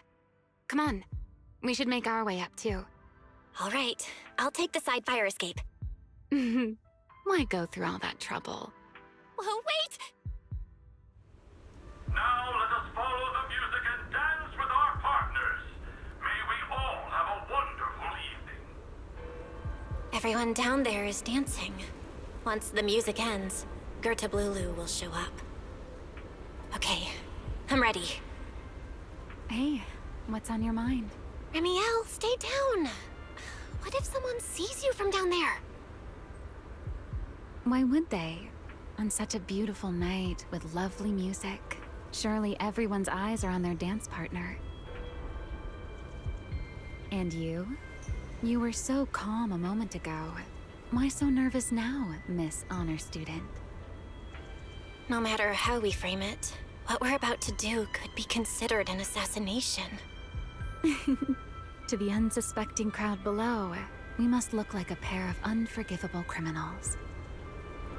Relax. I've witnessed spectacles far grander than this. Oh, right. The music won't end for a while yet. So, to settle those nerves, shall we share a dance of our own? Huh? Dancing? Right now? Right here? Isn't this kind of a bad time? You're already my partner in crime. It's a little late to worry about propriety. Just so we're clear, I've never really danced before. If I step on your foot, don't blame me.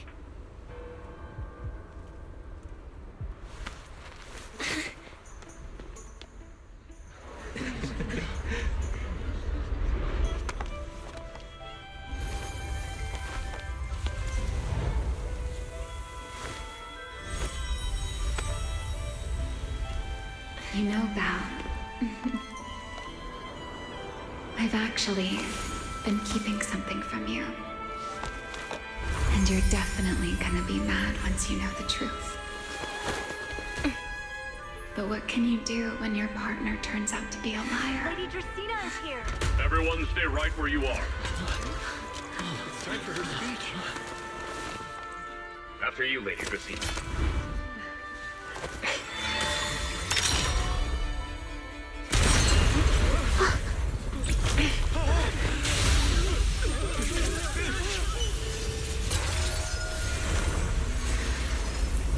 Remy? I'm sorry, Belle. As this dance draws to a close, it's time for us to say goodbye.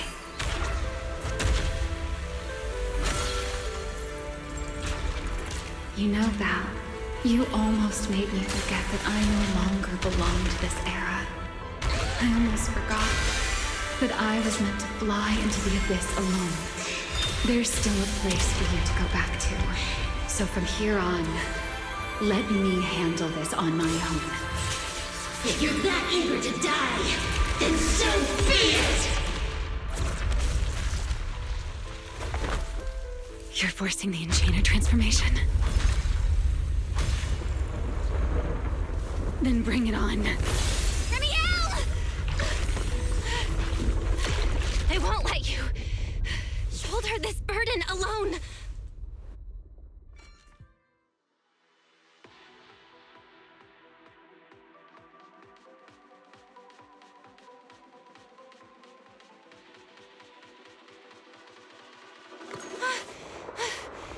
Remiel, if you ever freeze me with those feathers again, I'm plucking you like a chicken. Belle, why are you here? Didn't I... You're the one who said we were partners in crime. What kind of partner just ditches someone like that? Sorry. Save it for after this is over. What just happened? And what's that huge ether glow over there? That's Gerta Blulu's cocoon. Since we ruined its plans, it's trying to absorb nearby ether to make up for the energy deficit and force its fusion with the Karma Core. And completely devour Dracaena. I can't be certain how much longer she can hold on. Is there any way to stop it? Do you see those new ether growths nearby? Gerta Blulu created them. They're basically doing the equivalent of a blood transfusion, gathering ether from the air and feeding it into the rapidly growing cocoon. In other words, if we cut off those growths, we can stop the cocoon from growing any further. Are there any main arteries among those blood vessels? Sharp as ever. Good. I found 2 in total. Sever them both, and the energy supply across this entire area will fail. Now that player 2 has joined the game, let's get ready to clear the stage at double speed.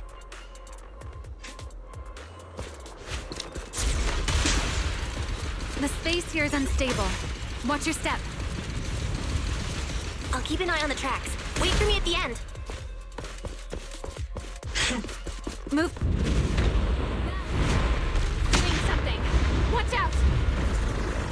The cocoon is sending out blasts at intervals. When they explode, get to the nearest cover immediately.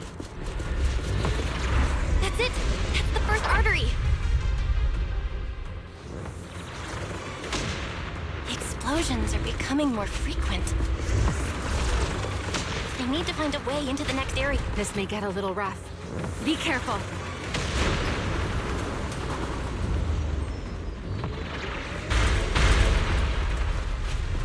Its activity level is still going up.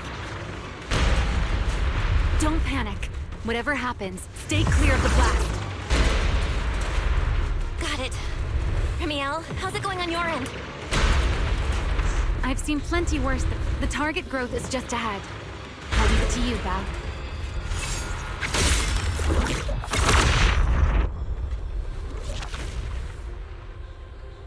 This route looks safer. Go this way. Remiel, how's the cocoon looking? Seems to be even more active than before. What a nuisance. The blasts are getting stronger. Val, take the tracks to the next target.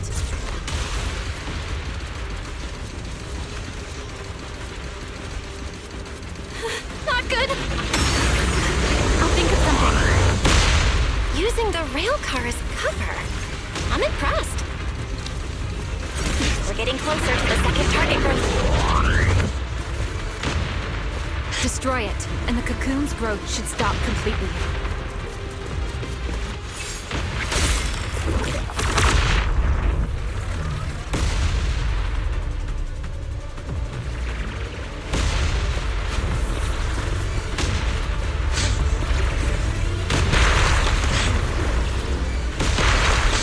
This way. We're nearly there. The closer I get to the cocoon, the worse its reaction gets. That only proves we've got it cornered.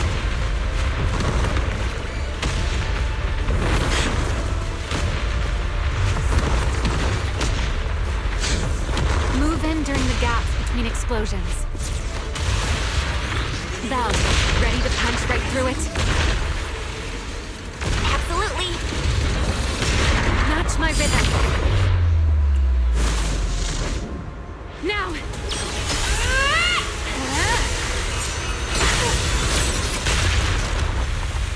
Don't let your guard down.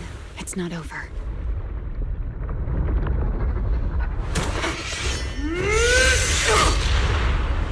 Too late. Evolution complete.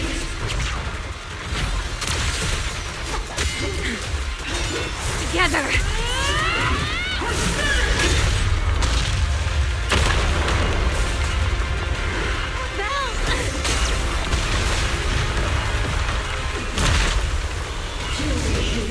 Become the sacrifice for my birth!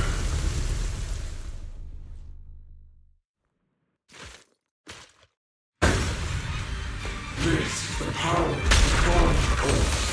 This is my evolution. Now that I've tasted this power soon, I've never wasted my time pretending. I had no idea ethereals could be so talkative. Then let those be your final words in this world.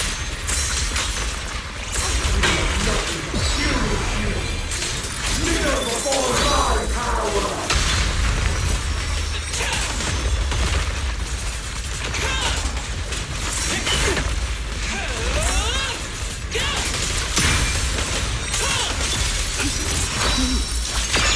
The wind rises.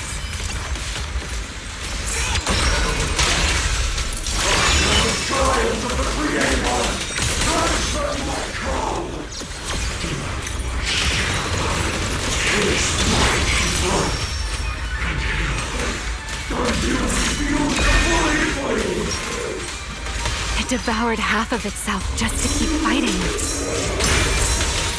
Is this how a beast born from the Hollow thinks?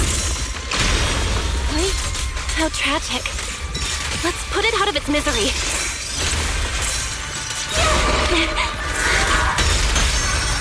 Hey, Rowan! Unruly rascal. I'll remember your fall. Huh?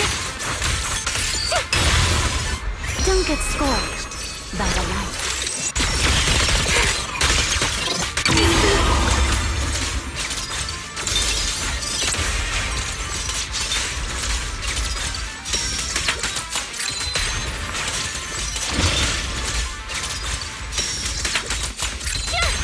Spin. The wind scatters the path, and you are next. Huh?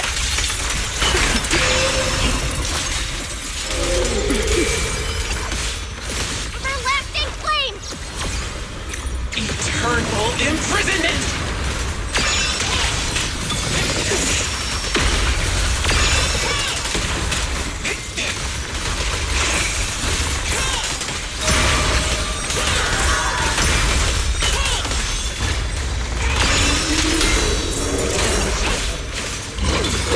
Let the stage be even more dazzling.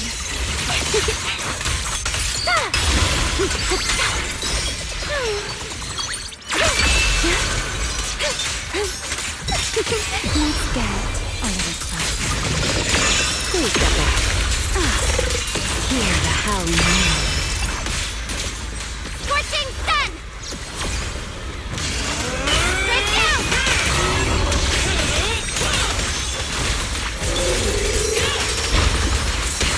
Almost there.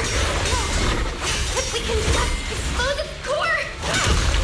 Hang in there. Follow my lead.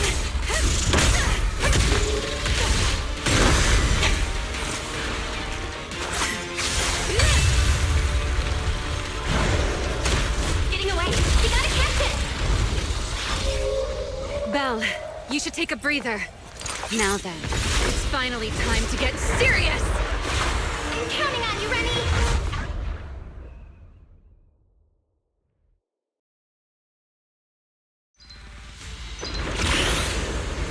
Remy, capture it alive and save Dracena from inside the core.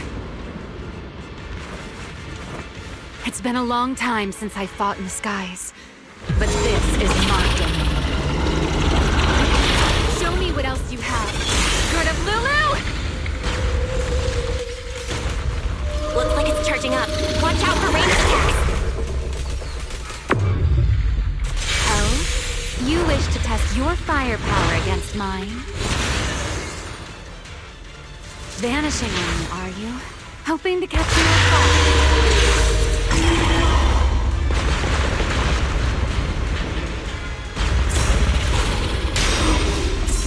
Always attacking from behind. Can't you face me head on? Unfortunately for you, I don't leave openings. Bringing down the pillars to block my path again. Out of my way. An attack this weak. It won't be long now. Its core is about to be exposed. Good. Time to end this. After 100 years of sleep, my body has grown rather fluffy. Forget it. Someone like you is hardly worth the effort.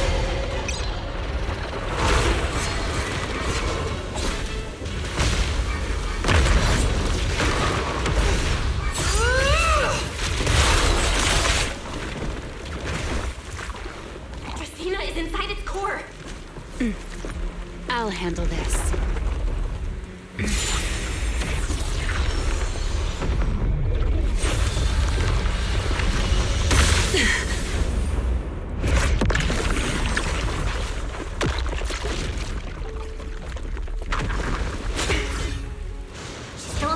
but fading quickly. I'll stabilize her ether activity.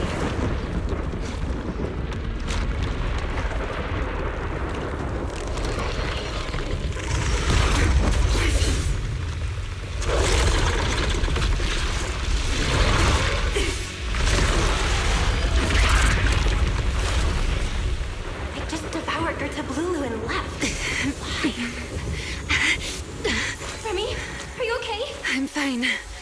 Forget chasing that big one. Saving Dracaena is what matters now. We still need to see this little act through to the end, don't we? Suspect's location confirmed. All units, combat readiness level 1. S-rank wanted criminal Remiel Dan. You would do well not to resist in vain. Lindvern? Why is she here? Isn't she supposed to be in Virium? I don't know what's going on, but I have to explain this to her. You there, unfamiliar face. I do not know your identity, but if you have nothing to do with this, do not act rashly. Our first priority is to ensure Lady Draceena's safety and arrest the criminal who attempted to take her life. If you understand your position, remain silent and do not interfere with our official duties. Secret? Is she telling me to stay out of this? Why would she do that? Why am I being kept in the dark? Remiel, hand over Dracaena beside you. Do not try anything foolish. You mean this little one? I was beginning to tire of her anyway. Take her back. She's still breathing. Whether she survives is up to you. Remiel? Why does it feel like you knew this was coming? What are you trying to pull? I thought this little one's disappearance would throw you all into chaos. I didn't expect you to catch up so quickly. How dull. Time to bring this game to a close. The former Void Hunter Remiel Dan. I never imagined a legendary figure like her could still be alive. But why? Why would she be the one to attempt to assassinate Lady Sunbringer? If Lady Lindvern had not rushed back from Virium in time, who knows what would have. Lady Lindvern went out of her way to bring us here, so that we might witness the legendary Void Hunter's arrest alongside the soldiers. Quite a sight. However, as a TOPS member, I am far more concerned with the truth behind another assault. Mr. Owen, I know what you mean, but I believe the answer lies with the very same person. Answer me, Remiel. Was it you who abducted Dracaena at the welcome banquet and left her gravely injured? Naturally. Were you also the one who infiltrated the computing center and attempted to murder Truvia, High Ambitions Corp's lead researcher? Yes, that was me. What? You... why? Huh? No, wait, that's not what happened.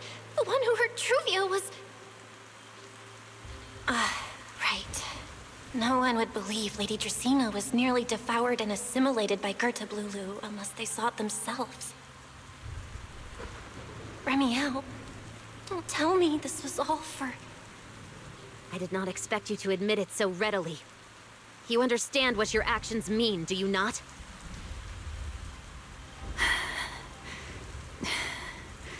Of all times, now is when I've reached my limit. What a pain. It's not over yet. Remiel, do not attempt to resist. No, I won't resist. I'll simply vanish right before your eyes in an instant.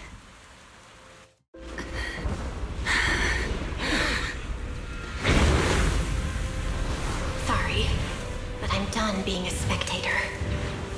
This performance of yours, you wouldn't mind one more joining, would you? You want to share the stage with someone like me? Let's finish this act together. What are you trying to do? Rescuing my partner in crime. everyone. Until we meet again. Lady Linford, send someone after them quickly!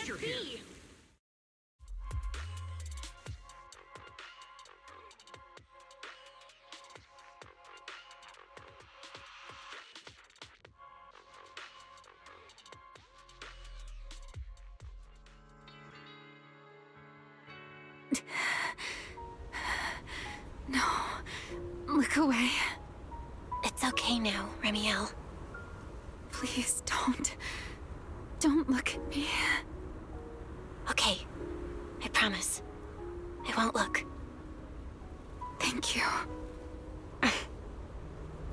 So, why didn't you tell me sooner? About your plan with Sigrid? And even Lindvern? Because you and I are different. You still have somewhere to return to, but I do not. The era I knew, the people I loved, those memories, they're all long gone. So, I can't drag you into this. You really are impossibly headstrong, Remiel. You're the one who called me your partner in crime. You're the one who held me together on that rainy night. And now you're leaving me behind? Did you forget you're over 100 years old already? How long are you gonna keep acting like a cranky kid? I get it. Sometimes, someone's gotta step up and do the hard thing. What happened to Dracena and to Truvia, someone has to answer for all of it. But that doesn't mean you have to shoulder all of it alone. Didn't you call me your partner in crime? Then act like it. Doing bad things together, running away together, getting ourselves wanted together. That's what partners do. What kind of partner takes all the heat alone? What kind of friend does that? You really are getting more silver-tongued by the day, Belle. I'm not trying to sweet-talk you. Can't you tell I'm really mad right now? I can hear it, Belle. I'm sorry. I shouldn't have done that, my dear partner in crime. So, what are you gonna do now? I think I'll return to my refuge and rest for a while. The signs of the Enchainer transformation seem stable for now. There shouldn't be any major issues. As for what comes next, I'll leave that to Lindvern and Sigrid. I'm a little tired. Then I'm going with you. There's no need for that. I can walk on my own now. I know what you're thinking. I can't let Remiel out of my sight again, or who knows what outrageous thing she'll do on her own, right?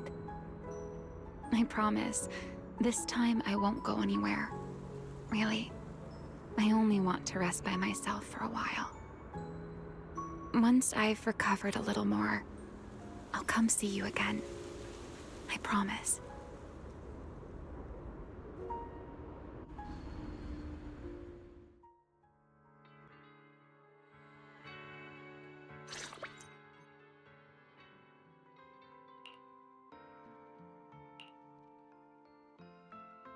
Oh, Belle, over here!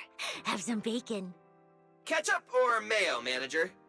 I've got motor oil on the table too, if that's more your thing. Would you like an egg, Belle?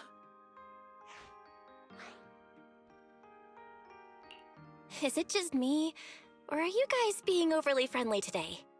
How can you say that? It's only been a day, and you're already skin and bones. Manager, breakfast is a sacred tradition at Amber Hall, and everyone's gotta have their fill. Besides, when Valina and Norma stopped by last night, they were just as... Seriously, that was way too close. I was so worried. Whew, thank goodness everything worked out. Yeah, thankfully. You're worried about Truvia, aren't you?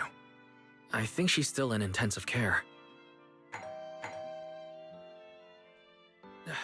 Come in! Please excuse the intrusion. Hey everyone, sorry for dropping by unannounced. Whoa, no, Lady Sunbringer! Oh please, Linvern is fine. I can never get used to being lady this and lady that. Do I really look that old? Whoa, now that's a breakfast spread I'll have to try myself sometime. But first, let's get down to business. Forgive the early visit, but we bring good news. Miss Truvia has been stabilized. She is still unconscious, but no longer in critical condition. Really? Thank goodness. I'm so glad to hear that. And allow me to formally thank you on behalf of Rose Califer. It's because of your efforts that we get to have peaceful mornings like this one. I can't take all the credit. I only did what I had to do. And I owe all of you, too. My bad for not thinking about what would happen after everything. Belle, I owe you an apology. Remiel and I kept our plan from you, but it was not because we doubted you. Rather... I know. You were just worried about me and didn't want anything bad to happen. But there's something I need to ask. Now that Remiel's cooperating with you, what's going to happen to her? Actually, we'll be taking her to Virium soon. Oh, relax. Not as a criminal, but as a friend who needs our protection. As for her ongoing enchainer transformation, we can treat it with Porceloy. In return, she'll help us stabilize Dracina's condition with her unique ability. How is Lady Dracina doing now? Why does this all sound so serious? Her condition isn't great, but Flint Workshop is keeping things under control, for now. Oh, right. Remiel knew we were coming, so she asked me to pass along a message. She's already waiting for you at the usual spot. Really? Then I'll go see her right now. Hey Belle? Aren't you going to see Remiel? Why are you going upstairs? Cecilia, curiosity isn't always a virtue, you know.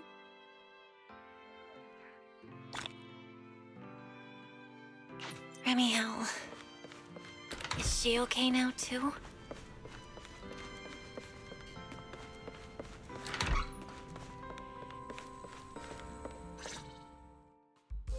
Rawr! Good morning. Rawr. Remiel, you've recovered already? Oh? Were you hoping I'd act a little more in distress, so you'd have a chance to take care of me? I could play along with that. Shall we start over then? It's okay. There's no point when I already know. So, did you come to say goodbye? I guess you can say so. Though it's only for the time being. Linvern and the others probably mentioned it already. I'll be recovering in Virium, and while I'm there, I'll help stabilize Dracina's condition.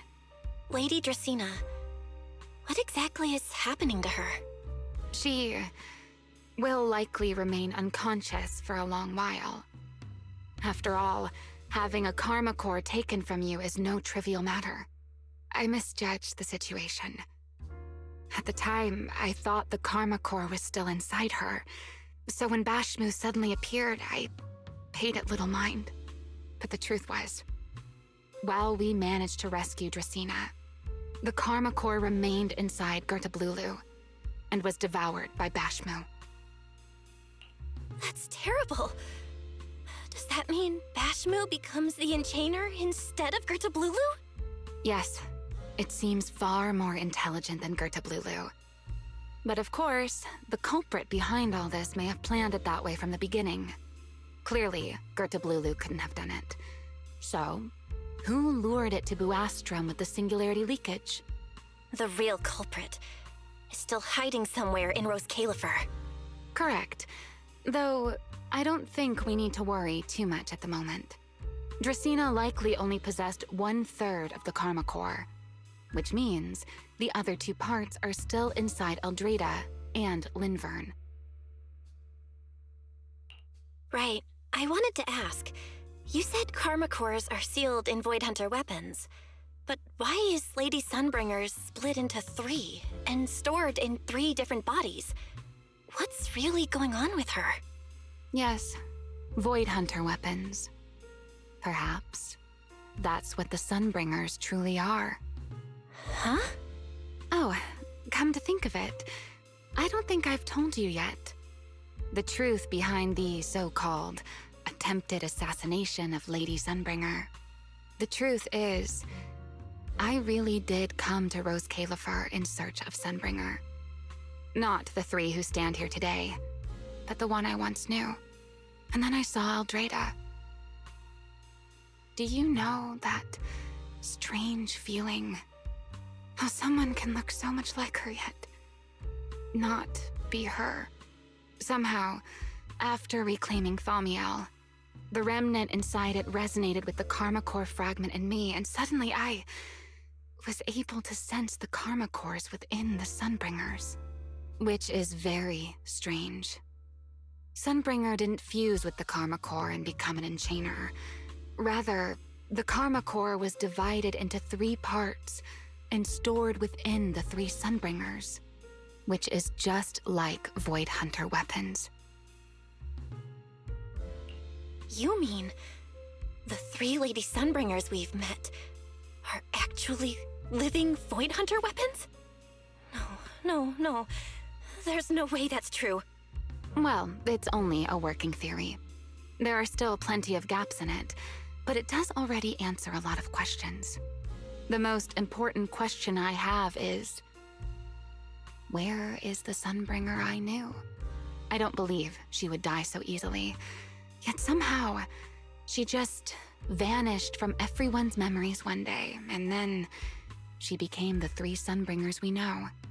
So until I find my answer, I suspect I'll be staying in Rose Califer for quite some time.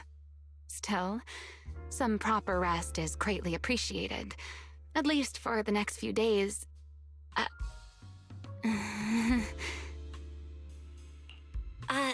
There should still be some breakfast downstairs. Wait here, I'll go bring some up for you.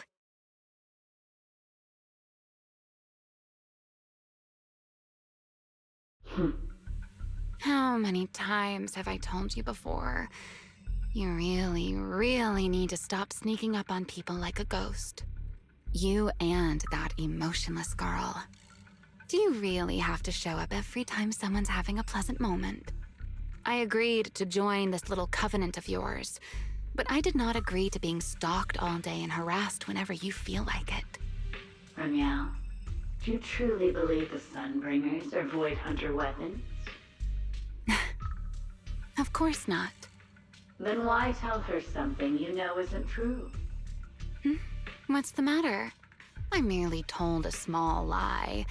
Hardly the first time. Why? Are you getting nervous? Don't answer my question with another question, Ramiel. Oh, all right, fine. I'll explain. It's simple. Because sooner or later, she's going to uncover the truth behind the Sunbringers, whether I tell her or not. But now is not the time to reveal the answer yet. For her sake, for the 3 Sunbringers, and for Rose Califer. So you don't think the 3 of them know who they truly are, either? Perhaps. I can't say for certain myself. But you know the truth, and so do I. There's only ever been one question of real importance to us.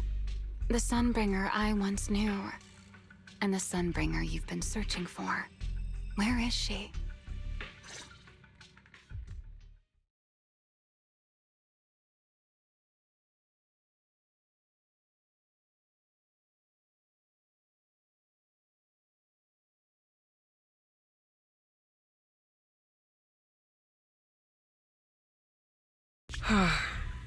How pitiful. What do they call that monster again? Right, there's a Blulu. To think it wounded you this badly. Its will to survive is truly frightening.